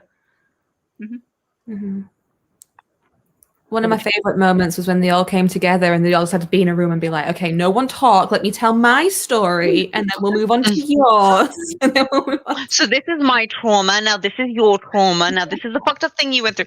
But like it S tier. But like I feel that again, like the main reason I kind of don't want Wintrow to die, even though I do feel like his story was finished here, just like Althea's story was finished, so you could get away with killing them both. And like Malta surviving, being a character that completely changed, blah blah blah. But I feel just because they completely changed, like their arc completely swapped, I just find that so attractive in the story, and it just adds a nice sense of like, ooh, you know, fate changed them, the ships and the dragons have changed their way of perceiving life, etc. I've just seen Jessica in the comments made a good point of being like, Windrow's too important, because if you do consider the cycle thing that needed to be broken, if you're off Windrow, then I actually really like that he went from like priest boy to pirate king. Like, Yeah, that's really cool. that glow up though. Mm-hmm. I feel like, I don't know, maybe in the Tawny Man last book, Wintrow's going to come sailing in and Fifi's going to be here. Like, Wintrow's a man. King of the pirates. I kind of want to see what the priests from the beginning are thinking. Yeah. Do they ever get word of this and just be like, what happened? He just went to visit his family and never came back, and now he's a pirate king? I always thought that he was going to go back to his monastery. So, like, his character arc, had, like, for the very end, was the most shocking to me. I just had the thing where I was like, I don't think Althea is going to end up with Vivacia. I don't think Wintrow is going to go back, but I didn't know where they would end up. Like, I couldn't see their finish points, but I was like, it's not going to be where we started. Mm-hmm. But even the ship has like irrevocably changed, because it's like after that entire boat experience and whatnot, there was something that integrally changed within Vivacia's own mentality. But I feel like any kind of alignment that Vivacia would have had originally just with Althea is nowhere, obviously with time as well, it's obviously not going to be nowhere near as strong as their relation with Wintrow, but also it's just like Wintrow was there during that very integral part. So I feel like even though Vivacia reclaimed herself, it's like it doesn't change the fact that that experience still changes someone. I feel like it was a kind of bipolar-ish experience that is like, it can't be revoked. There's still an aspect of her in there. Actually, on a scale of 1 to 10, how excited or happy are you that Ophelia didn't change at all? I'm very happy. Ophelia. She is the best. I missed her in this book. She was mentioned at the beginning or towards the middle, and then she was at the end, and that was it. There was only a few moments of what's his name? I think it begins with a C, the ship boy as well. He's always great. Yeah, he's always great. I was convinced that he would end up in the same position as Selden, because they just remind me of each other too much. Like, Selden and Clef are one and the same to me, apart from Selden's off in their own wells, whereas Clef is on a ship. I think he's pretty much been adopted by Brashen now, I think. So I wouldn't be surprised if Althea and Brashen don't have kids. They just have Clef. Oh, they were talking about him at the end where she's just like, he needs to be more careful because he's just scrambling along all the things to go and get the treasure. Yeah. I'm just like, oh, little family. But I wouldn't be surprised if they do end up having kids, especially if the next series takes place 6 or 7 years later. Like that kind of, I'm not saying, like, obviously everyone deals with trauma and like trauma relapses happen, but I feel like that would have been enough time to like, for Althea to be like, okay, maybe. I do feel like Malta's going to end up with like tons of children, because it pretty much said it. They were just like, even if she had 12 children, she'd still be the same. And I feel like we're going to see that now. Yeah. Loads of elements. So there is a possibility actually that Althea and Brashen might not even be together in the future. Like, I hope it doesn't happen. But that's possible. That is possible. I feel like Malta and Rain would be more likely to break up, but then there was that whole thing about even if they have 12 kids, they'll still be that in love kind of thing. But if Althea and Brashen do have kids, they're going to be really cool kids, because Althea has like she has like massive cool aunt vibes, and that is pretty much the role that she plays in that family. Aside from like Malta, Wintrow doesn't care because he's not there, and Malta's too up her own arse to care about anything apart from what's proper at the beginning. So I think the best. Okay, go ahead, Ashley. No, go on, because mine's are completely unrelated. I was just going to say that I just think it'd be really, really funny, because imagine you've got Alfie, who's like the cool aunt, and then you've got Malta, who's like the rich aunt, and then you've got like Wintrow, who's like in this weird place where he's like, I really, really care about like being sensible and shit, but also I'm a pirate, so like, I'm not going to let your parents know, but... He's the family member that you never talk to, but like you always get an extravagant gift on your birthday.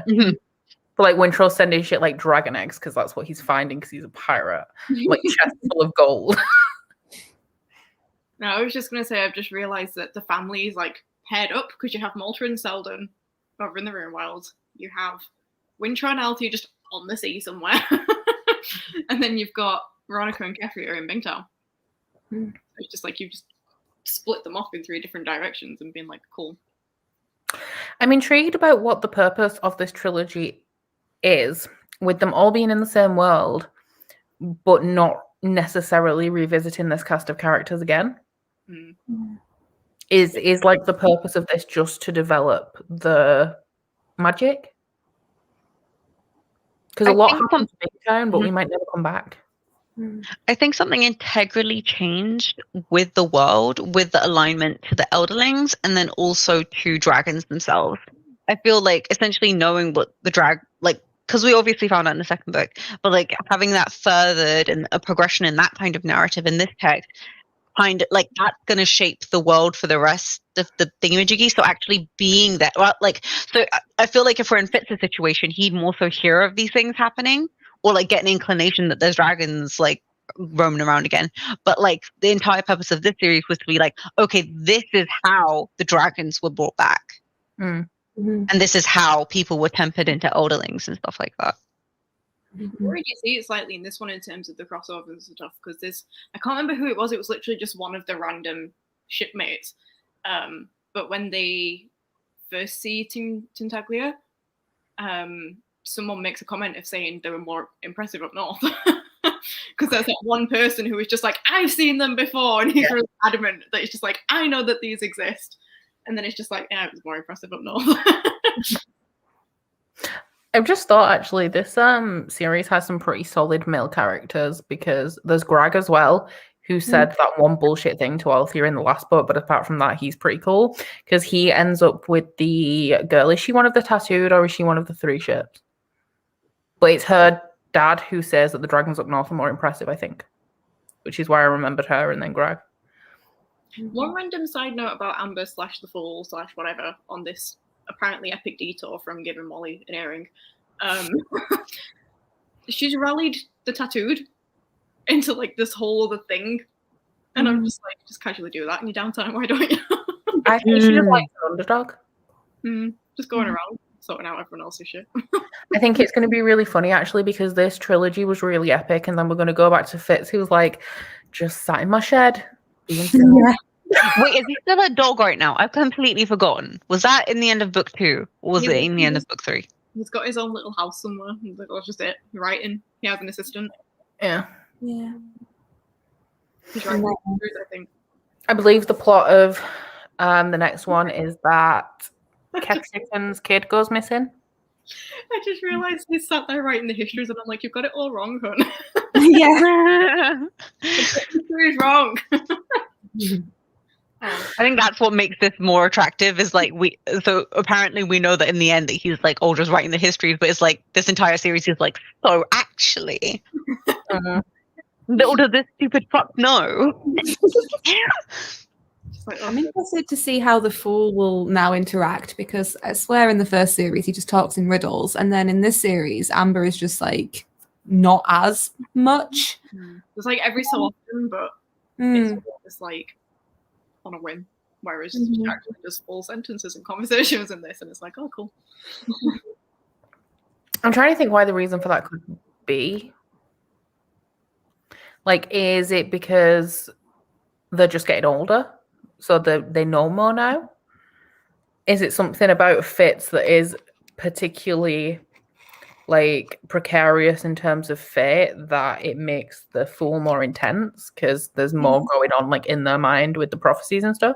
Yeah, I mean, he is the catalyst or whatever, so that may be why. And also maybe it's the role that he has to play in that society. He has to be the one that really no one pays that much attention to, because it's always talking nonsense. It's the King's Fool, whereas he had to get people to trust him when they are Amber. Also, still not sure on pronouns. Like the third book, well, what are we going with? Like, is it going to be Amber? Is it going to? I'm excited to see. It's hard, isn't it? I like this comment Megan made. I feel like it kind of aligns with. Right. Obviously, these were published in the 90s to start off with, so gay characters weren't really a thing, especially in fantasy, which was a genre mainly read by men. But the last book was published in 2017, and Amber said that Fitz is her soulmate, and I'm like, please. Please. I would be so happy, honestly.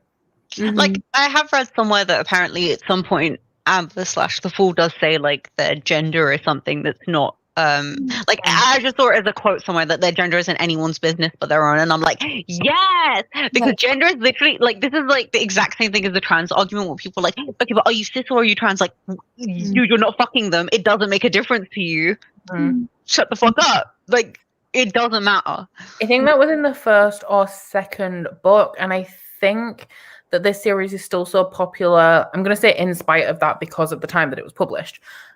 Is because it's like a magical, mystical thing, not like a human kind of thing. But I do see great potential because the last trilogy was published, I'm assuming, like 2015, 16, 17, for it to become like more explained and accepted, and then possibly the Fitz and the Fool together forever. I don't know though, because I do feel like the last book is going to end with Fitz dying. Oh no, don't. Well, I'm really intrigued about it because just in terms of the titles of the books, obviously the next one's like the Tawny Man and it's Fitz and the Fool, Fitz Errand and stuff like that. They're all the books are called the same, but with the words swapped around. Like, it's really confusing. For the last series, we're back to calling presumably Fitz an assassin, and I'm like, why is he back to being an assassin? It wasn't a very good one. Well, the plot is that he's going to rescue Katrikan's child, which is actually his child, isn't it? But everyone thinks it's Verity's child. Yep. Oh, I forgot about that. Yep. Yeah. Yeah. So that was weird. child, You just revived some weird memories. so that child goes missing, and Fitz, for some reason, is summoned to go find it. I think. But I read that before we even started the Liveship Traders, when I was looking at what the next trilogy was about. But I think that's what we're going with in that one. So he's more of a mercenary, the bounty hunter, concerned uncle. Yeah. / father. Yeah. There's gonna we're gonna get to the final book and I'll be like, what happened in Farseer trilogy again? Yeah. I don't remember that. And like we'll be reading like the last trilogy and just crying because everyone's come so far and it's just like too much emotion. Yeah, that'll be me. Legit. There'll be the tiniest mention of Selden at whatever point he's at or something. We're just like, it's Selden. Fitz will not Fitz. Selden will die and we'll be like, I remember when you were 4. I really want to see a moment in which is it Verity in Farseer that turns into a dragon? Yeah. Mm-hmm. I really want to see a moment where everybody who can actually speak to dragons comes across Verity and they're just like, what are you? What?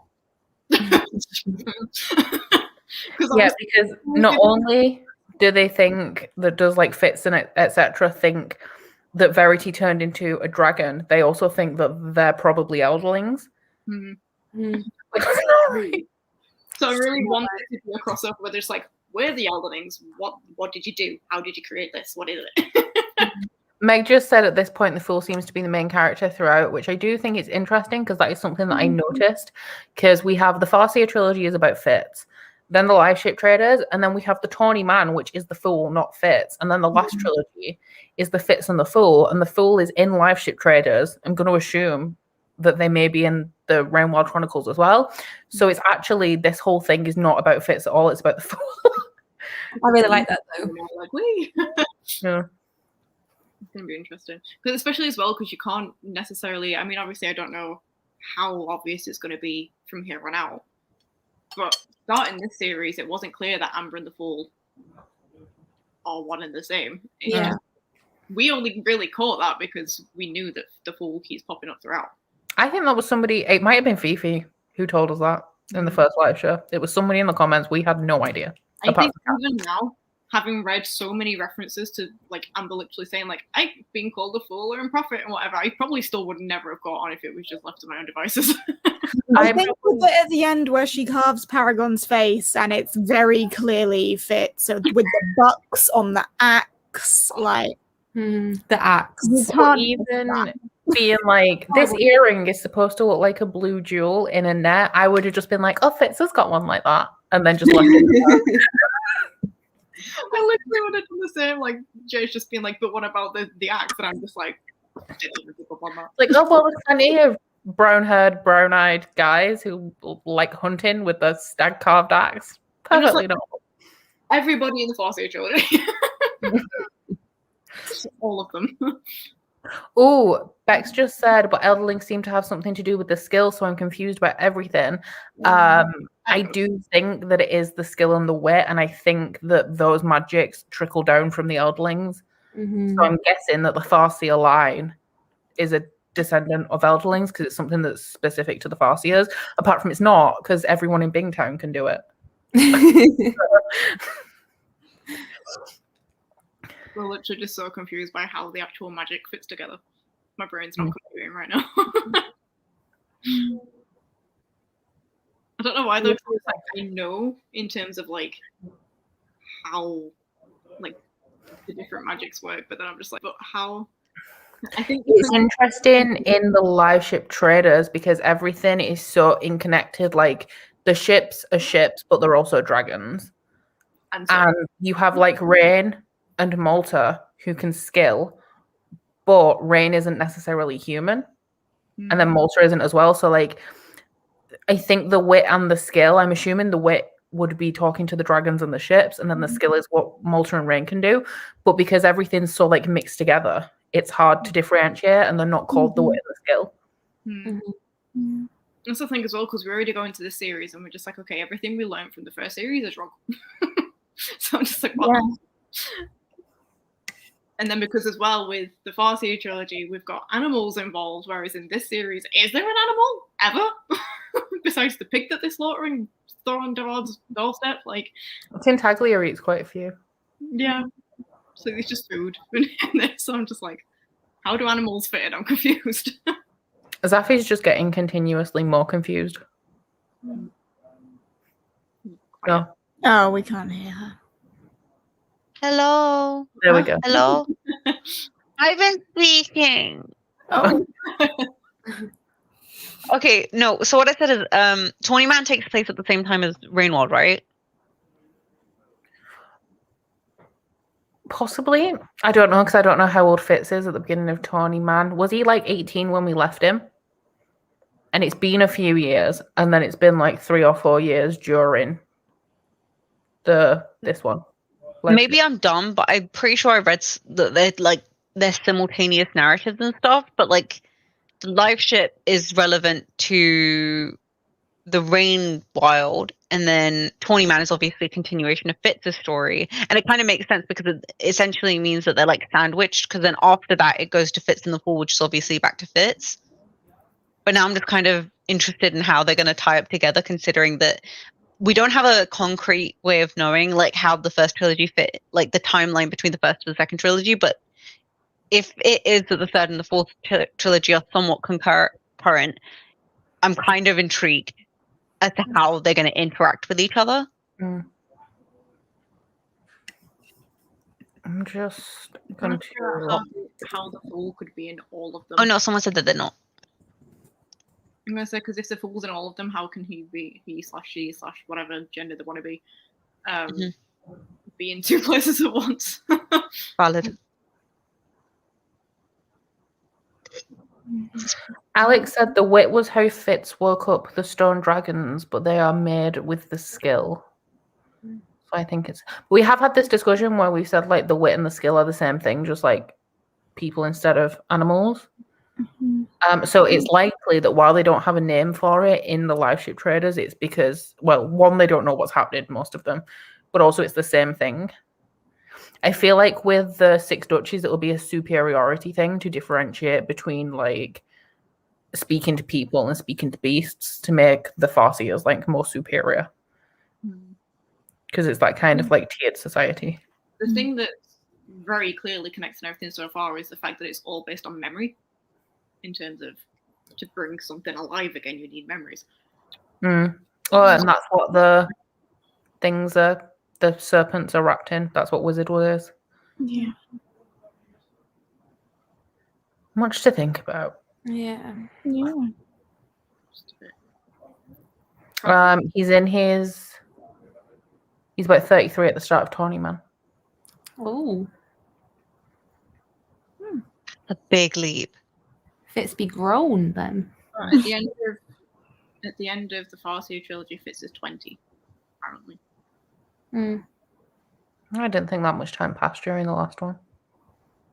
Because I think that his last birthday that we heard of him celebrating was like his 17th or something. But then there's lots of times where he's had a birthday and just not cared and not said anything about it as well during the thing. There's one big plot point from Fool's Fate that is known at the beginning of the Realm World, so it is chronological. Cool. I feel like I'm left with more questions than answers after the end of this. Like, I have so many answers, but now those answers are leading to more questions, and I just kind of want to read the next thing now. Yeah. Who do we think we'll probably be wrapping up soon? So if there's any questions from the chat, then submit them now. But who do we think will turn up later? Selden. Selden. Maybe Malta and Rain as well. I think possibly Althea and Brashen or Wintro will sail up to the Six Duchies at some point. We're gonna get some reference of like someone just sailing into a harbor. Like, there they are. I feel like the Fool's going to turn up and Fitz is going to be like, oh my god, have you heard about the Pirate King? And then the Fool's going to be like, well, actually, Yeah. Pirate King. I'm the worst with names, but what's Amber's pal called again? The really cool woman. I love her. Jack. Jack. I kept wanting to say Jet, and then I was like, that's not right. Maybe Jen has an appearance. I mean, she's from Bingtown. Maybe that's how. Where did she say she was going? She said she was going to Divvy Town. That was the next place that she was going to be. There's a big gap between Farseer and 21.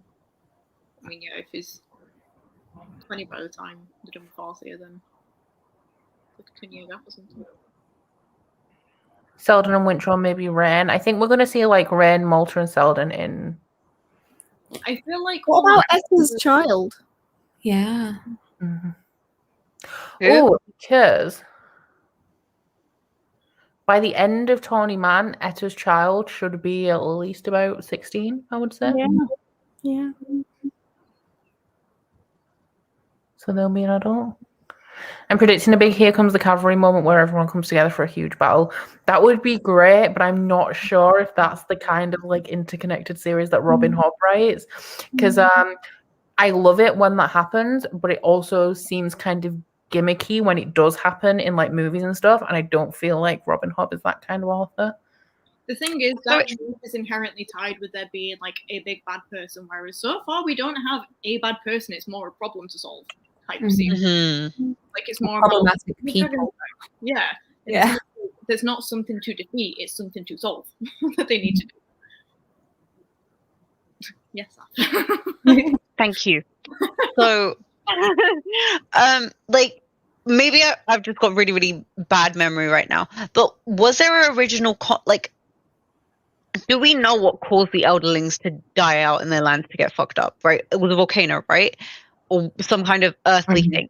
But what comes to my mind is, could that have been instigated, especially considering that so much of the magic in this world is like with elemental affinities? And I don't want chat to confirm or deny this, but like I'm just going to have this theory in the back of my head that there is some kind of elemental affinity magic would kind of cause this, because in the end of the day we're still looking at a very small scope of the world, like of this entire planet that this takes place on. So I wouldn't like find it unbelievable that something kind of led to that. So if there was going to be a big bad, like it'd be like that. But it's like I like what comes like the main thing is like, what is the purpose of the story? Is the purpose of this entire story, of this entire universe, to be following Fitz and his story or whatever the frick? Or like, is there like some other major narrative, if that makes sense? Because I feel like a lot of the time when we're looking at these high fantasy series where you have like these multi-layered, multi-tiered and multi-character perspective stories, there is usually some other big thing that kind of brings them to some sort of purpose, and we still haven't figured out what that purpose is. So okay, magic is coming back, dragons are coming back, elderlings, blah blah blah, but why? Like what for? And it can't just be to exist. The Fool, his whole thing is to break the cycle, but how? What is the cycle? Because we're being like, oh, the Elderlings are coming back, that will break the cycle. And it's like, but will it? Because the Elderlings have already been and they've died. They could come again and die again. Is that the cycle? So then that would be still the cycle. Yeah, and also the dragons. Did all the dragons die, or do we expect to see some more ancient dragons somewhere pop up in the world? Or were they all killed out with the Elderlings, you know? Question, is the place that was buried under a volcanic whatever in the first series anywhere near the Realm Wilds? I mean, the Mountain Kingdom. Where the Elderlings just died off in the first time. They were all... Yeah, they're like all here. 2 of them are near the Realm Wilds, and 1 of them is in the Mountain Kingdom, because Tintaglia goes to that city and also the road that drove them all mad. And she mentioned, actually, what's the thing called? A cave-in? No. Avalanche? The avalanche of rocks that they had to climb over. She flew over that, and I was like, I remember that. That's cool. Well, the interesting thing about it being a cycle is that we come very, very close to not getting dragons back at all because they're all under an avalanche again. Because it's when they're all going through the tunnels in the second book, all getting trapped there. Like, if Tintaglia didn't come back, then Elderlings wouldn't have, like, Brain and Malta wouldn't be Elderlings. So we almost went through a thing of the Elderlings being wiped out once again, or like not having that chance again, because she never would have gone out of there if they got stuck under that avalanche. But what is the cycle? I don't know if I'm thinking too kind of like small here, because obviously human history only goes back so far, and then there was like dinosaurs and everything. We only have like so much documented history. But like the Earth has changed, like the human Earth that we live on now has changed from all of the continents being glued together to breaking up and moving apart, and that's taken like thousands of years, etc. But I just feel like while it has been a while since dragons have existed in this world, the differences that the dragons are noticing seems a lot for one volcano. Because there's like cities underwater, not just underground. They're underwater. There's somebody, it must be Tintaglia, flies past somewhere, and the tallest mountain is now the ground. Like it's just sticking up, where there used to be, like, it used to be miles and miles above the earth. So everything, there's a lot that's underwater that didn't used to be, and like I don't know a whole ton about geography, etc. So maybe that is a realistic time frame for all of this to happen, but it seems like a lot. Yes, Seth? I just want to be polite now because I don't want to carry on interrupting. So I completely agree with your point, and it kind of makes me. This is going to be such a random thing to bring up, but spoilers for Assassin's Creed, just in case you haven't played like up until like Assassin's Creed 3. But like the main point of that story, so obviously it's like, okay, really, really quick rundown. So it's like, oh, like going through history or whatever, the frick, and like experiencing your ancestors' memories or pieces of Eden, whatever. But the main thing was like there was a civilization that was way before the dinosaurs and everything, and then they were wiped out by a solar flare. And like a solar flare is obviously like a scientific thing, you can't stop it, but essentially that wiped out everyone. And so these beings were like, okay, we mathematically can prove that this is going to happen, but now we need to make it so that it doesn't happen again, so other people don't get wiped out. So they essentially created this like weird numerical prophecy DNA thing to essentially cause someone to have the absolute correct DNA to stop that solar flare from happening again. I'm not saying it's the same thing here, but I'm just saying that I feel like either it's some kind of magical or scientific event which can only be prevented with the existence of the dragons and the Elderlings again. In a very specific thing happening. That to me feels like what the end goal is. Because also I just feel like the term catalyst itself, and it's saying that Fitz is the catalyst, maybe it's not just the catalyst for the Fool's powers and like their prophetic elements, but also like the catalyst for change to stop. Like as you were saying, like something so catastrophic from happening again. It's interesting as well, like, because I was just trying to think in terms of how breaking the cycle in terms of what the Fool's trying to do. Obviously, like that we've ended up with Wintro's not child that he's going to adopt from Etta, but both series so far have ended with a child that isn't quite part of the cycle it was meant to be on, because Fitz now has a child, and now Wintro has an adoptive child, both of which these children have broken some kind of cycle. Mhm. Like, is it going to be some kind of connection with those? Ooh, intriguing. I hope so. That'd be cool. That would be cool. What did they feel in love? I Even just think, more. what is the fool's purpose in like trying to stop all these people and divert them into different paths and whatever when this is the thing so far? So I'm like, how is this stopping anything? Like, where are we going? What are we stopping? Wintro has to be relevant because Fitz is the catalyst. So the Fool had no reason to leave the Fitz unless he had to go and do something with Wintro. So he had to put Wintro into the position that Wintro's in to then go back to Fitz. Mm-hmm. Which Literally, means- the fool being like, what do I need to move now? You. But he could have also done that because, I don't know, Kenneth might have decided that he wanted to conquer the 6 duchies. So he had to be removed. And Wintro put in place so that that never happens. So it's not a definite that Wintro's important or his child's important. It could just be that Kenneth had to not be there. It's so And the way frustrating to get rid of Kenneth was Wintro. because the fool doesn't even know what his own why he's doing the things for, and we're not going to find out until like 12 more books or something. 10, I think. Slightly better. Yeah, that's... I feel so special every time you guys like okay, Zach, you could speak now. Okay, no, so okay.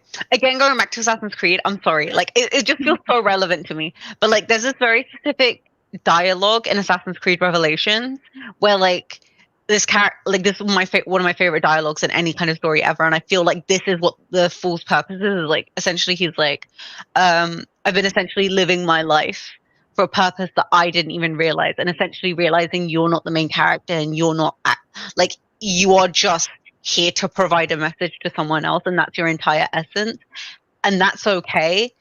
And like to me it hit so hard because it was just like, damn, we all really just exist to be like part of the process, and like that's why the Fool is so pivotal, to just be part of the process for Fitz. And like I don't know. To me, that was just like so deep. There's a lot of like philosophy within the series where it's just like, no one Yeah. actually knows what the hell's going on. We're just here and it feels important. So Elizaveta just said unless Fool was wrong about the catalyst again. Because I believe this isn't the first time that the Fool's tried to find the catalyst. I mean, we even see their own doubt throughout this one because they're trying to find Wintro all the way through. And there's even one point towards the end where it's just like, I found your sister, I found your aunt, and I finally found you. It's just like, I tried getting closer every time and I just kept getting it wrong. It's interesting as well because by the time the Fool got to Wintro, there was nothing else to be done. He was already where he needed to be, so he was just said something cryptic and left. It's literally just like the act of finding Wintro. Because that was the thing, they just felt the need to find an own single voice. So it was just like, well, was it the journey of finding Wintro that was important rather than actually finding Wintro? One of those things. Well, that's the adventure rather than the destination. I think it was possibly bringing Paragon back to himself. I mean, she carved him. She gave him eyes again. And that had a huge impact towards the end. So maybe that's why. Please see a moment where Paragon docks somewhere in like Bookkeep. Yeah. And Fitz is just like, that is me. Like, what? And the Fool's like, That would be amazing. Oh my god, but that would be great because then Althea would be like, Amber, and the Fool would be like, no. I don't know that. Like, what hair color? What? No, my hair's black. if she would even recognize Amber because they might still be progressing into some other form. Yeah. But in all fairness, we never see anyone, as far as I can remember, we never see anyone other than the Fool who's also from the Fitz trilogy. So we can't actually see if Amber looks like they did as the Fool to anyone. Like, because I feel that if Amber changes their appearance again in the next trilogy, and like, for example, Fitz recognizes them or whatever, it essentially says that the essence of their features might be the same, but maybe their features are less gender conforming. So it's more so the attire which helps designate the gender. Because like, I've seen some really pretty boys and I've seen some very masculine girls. So it's just like, it could be like they have this very neutral expression and they just essentially accentuate those certain parts of themselves. The only thing that's different is colouring, but that could be a magical thing because in the first thing, the Fool is described as being incredibly pale, basically He's albino. like kind of albino. Whereas in this one, Amber is described as looking like amber, and like wood. So it's just like. And now they're gonna be tawny. Yeah, so it's just like, is it just a magic thing because they touched the thing from the first series? See, on the front cover of this one, spoilers. The Fool is looking quite female with the long hair, but maybe not. You know, men can have long hair. I can't Also, see. gender's not really a thing, but you know, really pale again, Really pale. but very long Wait, where? hair. Oh, there. Okay. Sorry, It I'm not. looks like the Fool's cloak is the Fool's head because the Fool is Yeah. pale. I was like, Yeah. but they're so black. What do you mean pale? And then I just realized that's the outfit. Oh my We had right there. Yeah. It's actually just Cody. Right. Oh my god, true. White hair in the wind. Yeah. Oh, Brashen thinks in the second book that Amber was too masculine to be pretty, says Bex, and like that, I feel like that's a very relevant point. Interesting, because all through Farsia, Fitz keeps saying that the Fool looks too feminine. Because I was going to say I think that the Fool looks more feminine than masculine, but it depends on the gender that they're presenting and how people perceive them in relation to that gender, as opposed to what they actually look like. I also feel like we'll be going to visit the others in the series as well, because surely that's another, like a little weird lizard thing. Oh yeah, it looks Bro, like that's an alien, bro. That's some kind of hentai monster, dude. What the? That's, I think, one of the others, right? That has to be, surely. You know what that reminds me of? Like from like Bloodborne, one of those weird alien gods, Yeah. like Cthulhu looking ass. It's very strange. That's creepy. Really long neck. Yeah. I was right. I imagine the others to look like Murlocs. The Murlocs are in World of Warcraft. They're like little fish people. So, I can't remember how the others related to the serpents and the dragons and everything again, because they just kept calling them abominations. the others kidnapped them, but that's all we really got, I think, on the others. Okay. So like, did we get anywhere with that? Because I just remember them being like abominations. And like, Maybe they did something with serpent blood or something that made them into like a weird, twisted serpent-like fishy species that shouldn't exist, and that's why they're the abominations. And the others. How would Fitz be involved? Maybe he goes for a prophecy. So, I don't know. The animals? I don't know. Because we're just kind of assuming that the Fitz books are in the Six Duchies because that's where Fitz is. But they might not be. He might travel. Like what comes to mind is like you were even talking about, like obviously with such worldly changes and stuff like that, I can't help but wonder if there's some kind of alignment to things going on under the sea. Oh my god, Under the Sea. Now I'm just thinking of that song from bloody Little Mermaid. But you know what I mean? Like maybe like, because so far we've been looking at realms of like on the sea, in the air, essentially, kind of with dragons. Hopefully we'll explore that more, and like on land. But I'm just intrigued by what's happening under the surface, quite literally, especially in like under volcanoes and whatnot. I've just seen Eliza Rita said, not a spoiler, but be ready for another alter ego of the Fool in Tawnyman. Interesting. So I don't think the Fool's going to end up going back to Fitz. I reckon the Fitz is going to happen upon the Fool. Or they'll intersect, like the Fitz will decide to go somewhere. You call him the Fitz now. And the Fool will just be like, I'm coming with you. Dragon Phoenix says the others used the serpents to be prophets, right? Yes, they were using... Oh my god, how was it working? They had her trapped. Yeah, and they used died, actually. Weren't they like using her knowledge to predict things or something? I don't know. Yeah, she could remember stuff that she could do. Mhm. But wait, Died. didn't we need like a serpent or something to eat all the dragons? Not eat all the dragons. You know what I mean? The ships. To regain the memories. Hmm. We See, when I thought yeah. when we read the last one, we thought that maybe the serpents were going to go and hunt down all of the ships to eat them Yeah.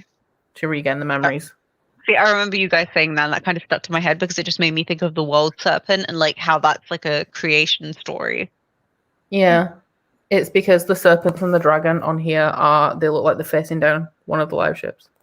Yeah. And then I think the mad ship one is it a serpent attacking Paragon or something like that on these editions of Mad Ship? I don't remember. No, I think it's Amber and Paragon on the front cover, isn't it? And she's Maybe. I don't have that one. Yeah. Who's Patrick O'Brien, by the way? Because the blurb on my book says if Patrick O'Brien were to turn to writing high fantasy, he might produce something like this. That's such a fucking fucked up thing to write on someone's book. I could say if Ashley started writing high fantasy, it might look like this. But it also might not.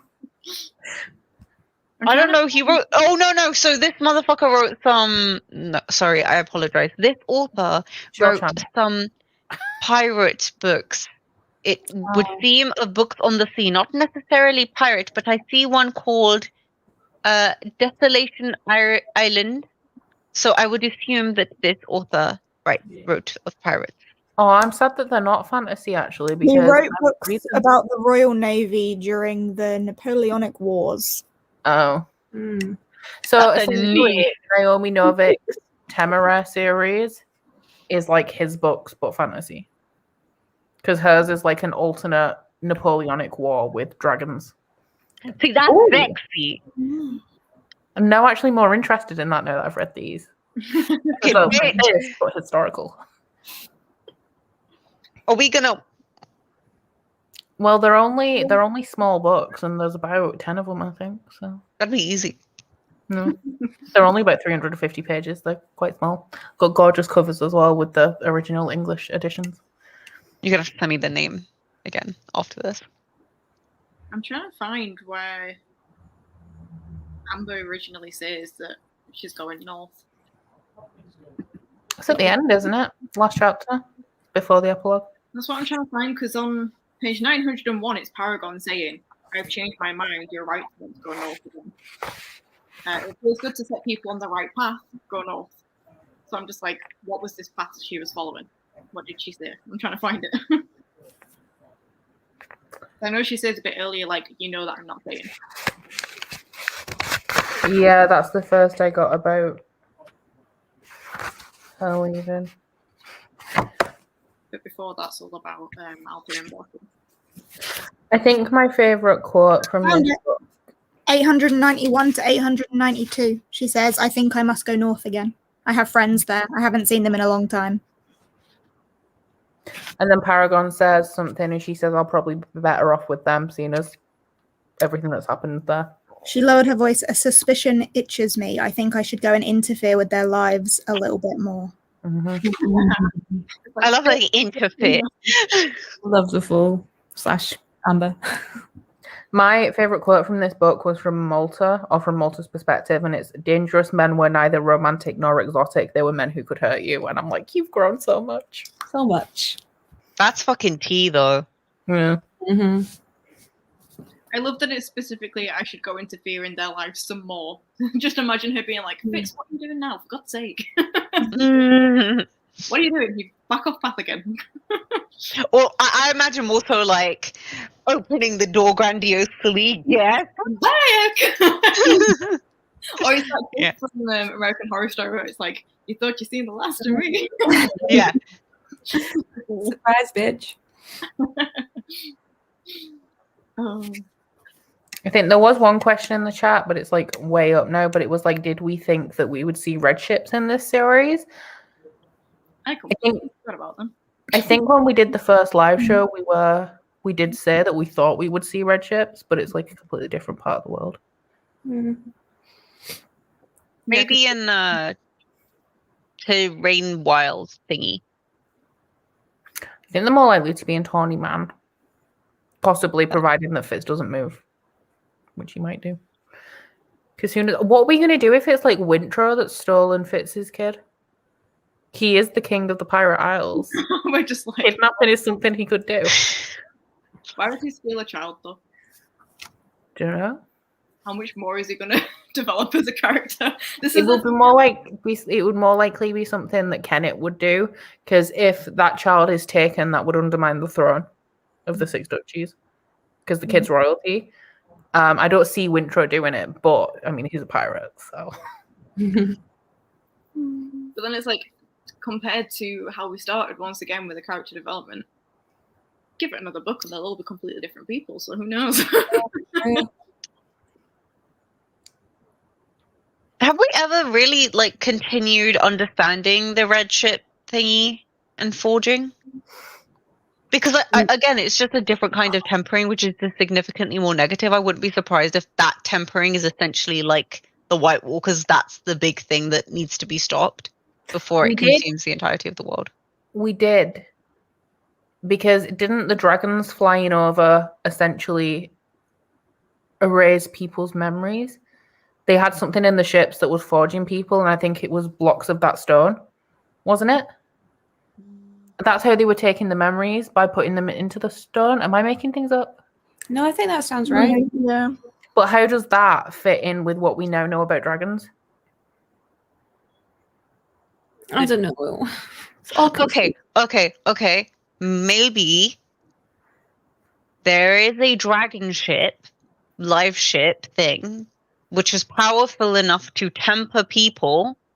This is me throwing out a theory right now, which is powerful enough to temper people to essentially turn them into these kind of weird automatronic weird fucking motherfuckers to repopulate or whatever the fuck, to essentially build some really weird fucked up human like dragon army for some malevolent purpose. I mean, everything that's happened so far seems like there's botched attempts of dragons coming back. Like, in terms of magic keeps trying to come back and just going wrong. And I'm also now really intrigued in terms of just materials, because we have a stone that has some kind of connection to the Elderlings, and we've got wizard wood. I'm just like, I can't remember what that stone actually was, but it was in the Elderling city, which had a river, and the serpents and the wizard wood, like the wizard wood seems like the same kind of, it seems like the same kind of thing as the stone, because it absorbs memories. There's also the gate things, right? The portal things. The memories, I can't remember what they were called. Like the line of this, so I'm assuming those are going to come back into the fray. Interesting. now just very suspicious of water affecting things. Just like water doing to everything. Nicole said, I'm not making it up. Yeah, they did have stone in the ship that was taking people's memories. Because then they reforged the people who were forging them, because the dragons flew over and took their memories. So it was also the thing. But the dragons weren't the real dragons, they were the stone dragons. Which the Elderlings make as a tribute to the dragons. The Elderlings turn into the dragons. And then it was also actually, oh my god. So at the end of the Farseer trilogy, it says that the reason why the Red Ship Raiders were forging them is because they had forged the Red Ship Raiders using the dragons. So then the Red Ship Raiders forged them in retaliation. So then they forged them. So that cycle has a cycle, yeah. Yeah, Bex has just said that's another cycle that needs to be broken. Yeah. What if the cycle is of magic being used to carry on fucking shit up? So actually, it's not necessarily about bringing dragons and elderlings back. It's about actually making sure they're gone for good. That is possible because, as we said, the most extreme theory. Yeah. Right, go on. No, that was it. I was just going to say it's an extreme theory. Yeah. Camille loves it. The series ends because there's no longer elderlings. Yeah. Just like, no. Oh, but then Malta and Rain and their children have to die. fuck them. I'm kidding. No, I don't want that. I don't want this theory to be the actual thing because that would suck. But also, it would make sense. Maybe fits though as well if we're right that the Farseer line are a descendant of Elderlings. Mm. Oh my god, and it'll just be the fool there all alone at the end. Stop. No. No, maybe the fool will die because their purpose is finally fulfilled. No. The last book is everything. But like, I'm sorry, I know I sound mean, but we already know that Fitz is old as fuck while he's writing this shit, so it's just kind of like, it's only going one way. It's And he's inevitable. already in his 30s in the next one. You know, I'd complain if it had a happy ending anyway, because I've just done that one. So, like, I want the pain. I'm just scared for the pain. You know, This is what It's Cody okay, we'll won't be come crying to. together. Cody won't come to the last live show because she'll be in a deep depression. more so than usual. The last book that's called Assassin's Fate. Or is Huh? it, Oh yeah, is it Assassin's Fate? The last book? yeah, something like that. Yeah. But like that series is called The Fits and the Fool, so you know it's going to be the ending of their collective story. You know what I would love, right? So Fitz dies, and then the Fool comes in to write the final part before like fading off, and like you don't know necessarily how the Fool ends, but like they come in and finish the story. I would love that. That would make me so happy. That'd be good. Interestingly, I think the second book of Tawny Man is Fool's Fate. So I'm wondering if that will indeed tell us what Fool's Fate is. Probably not. It will, just in some very vague way that we don't understand until the last Yeah. last sentence, and we're like, oh. I wonder how many books Robin Hobb planned to write when she started. Because she's done well to leave things hanging that assumedly are going to come back in the next trilogy, whilst also wrapping it up and not really... Like, you could read Farseer trilogy or this trilogy and be satisfied and never pick up a book from her again and it would be fine. And I'm interested to see, because these are... Like, this is a standalone trilogy and Farseer is the beginning, but I'm interested to see whether Tawny Man reads as a trilogy. Because you can... I believe that you can pick them all up as trilogies, but I just never would. Yeah, it doesn't make sense. Because it just feels like I would be missing so much to pick up like a middle trilogy. Mm-hmm. Also, so the final 3 books, I know that we're not there yet, but it's quite interesting because I feel like when you're actually going through the story, trying to predict what happens at the end can be quite thrilling. So the first book in the final trilogy is called Fool's Assassin, then it's Fool's Quest, then it's Assassin's Fate. So Assassin's Fate, we know it's going to be the end, but it's just like, I'm curious as to what was Fool's Quest. Are we going to finally truly understand what the Fool's purpose was in that book? And then Fool's Assassin just seems like romantic. Like, it's his assassin, like his special little assassin. Oh, that would be nice if the next to last book is just like a little epic fantasy romance.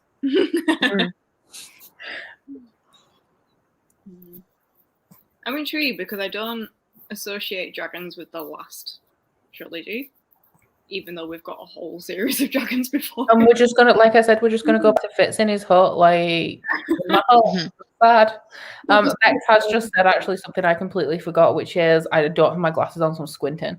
He wasn't that old writing it. We all thought he was in his 80s, and then we found out he was only like 30. Yeah.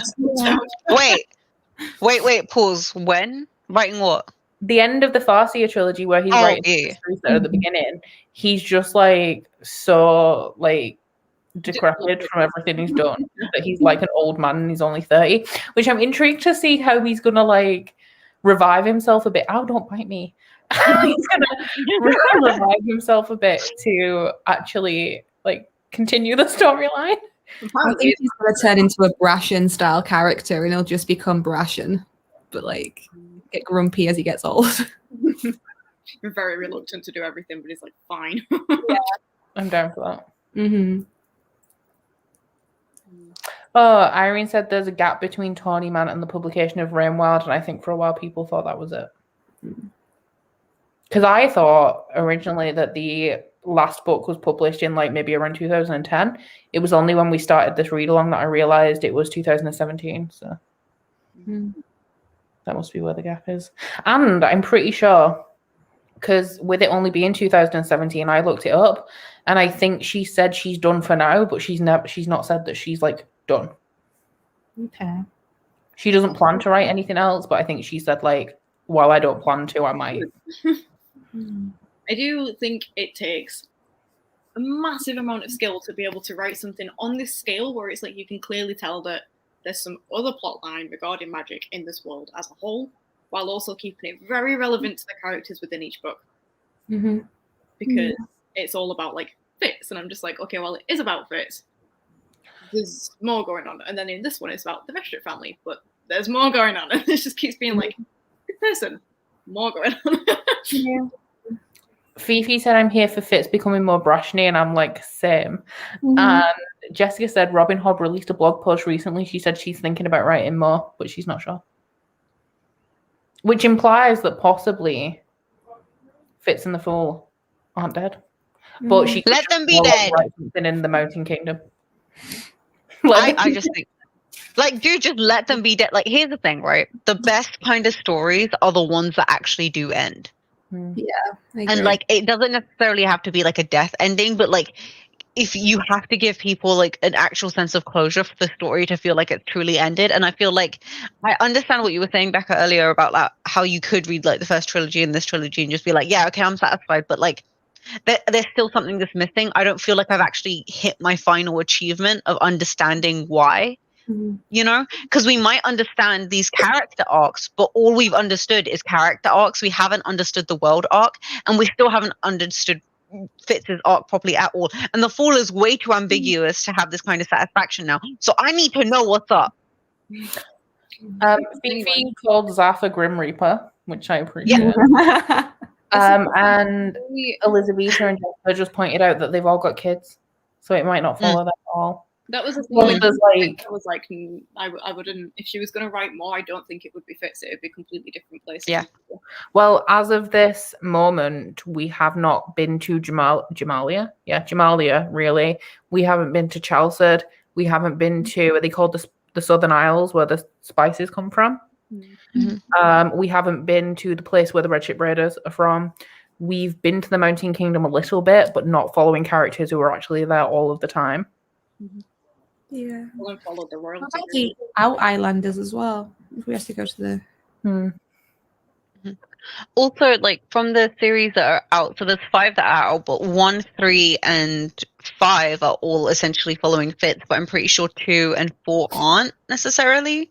So, like, chat can correct me if I'm wrong. So if it is following that kind of routine, and let's say 5 does end Fitz's story, then 6 would be like not following him anymore. So it would make sense if she was going to write more, it wouldn't be following. If it was that kind of minded, I don't think, because I don't know at this point how much the Realm Wild Chronicles intersects with the Liveship Traders, but I wouldn't have minded having more of these on more of these characters, even if it was individually. So like Wintro had a trilogy where the other characters were just kind of there, and then Althea and Brasham were off because they're all doing kind of different things. Yeah. I'm just really intrigued about like the re-establishment of the Real Wild specifically, because like they've just adopted Selden. They've allowed everybody in who wants to become one of them. They've re-established their entire trade thing, and they just kind of like it's completely different, basically. Besides them still living in trees. We could even have another trilogy in Bingtown because it's completely different than it was at the start, because they've had to adapt and accept all of the other communities as part of old Bingtown. Interesting in terms of cycles, because Veronica was all about how the original spirit of Bingtown is that they were all outcasts that found a place and made it work. So they've reforged that and had all of these outcasts from different communities form what is now the Bingtown Council again. But they could continue and in another, say, like a couple of 100 years, have loads of separate groups again, where like the 3 ships descendants, the Bingtown old and new traders descendants, and the tattooed descendants are the Bingtown Council, and then there's other groups that are outside. I'm very intrigued to see how the politics are going to change now that the dragons are on the scene and they're going to want to be the ones that rule everything. Who's going to oppose a dragon? Was it Lords of the Skies and Earth or something they kept saying? Lords of the 3 realms. The Sky, Earth, and Sea. Yeah. I keep thinking when they say 3 realms, I'm trying to think of something they will have left out of those realms. Fire. They are the fire. But no, like I would agree with that, but also fire is technically what destroyed everything. Mm. Yeah, and they can't actually breathe fire, can they? They do something, but it's not fire. Venom. Yeah, They it's spit venom. venom on people. Venom. Reminds me of do you know in Jurassic Park, the first dinosaurs, them little tiny things that look cute, and then they have the fans that like come out and they spray venom on people. That's what they remind me of. Yeah. Yeah, we just have a very ominous. She let her weary mind drift into dreams of high summer. In her dreams, the skies were filled with dragons. The lords of the three realms had returned.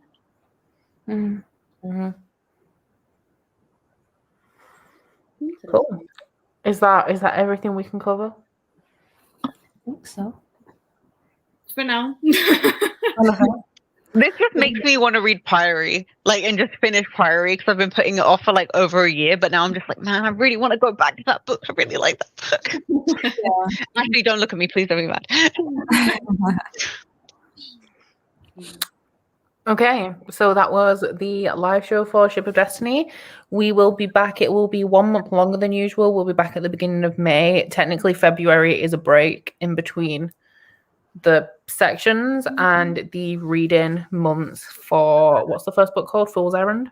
The reading months for Fool's Errand are March and April, and we'll be back at the beginning of May with the next live show. If you haven't seen it yet, the schedule and the announcement for the second phase for the rest of the next 10 books is on my channel, so you can go and find out what we're doing, join the Discord, etc.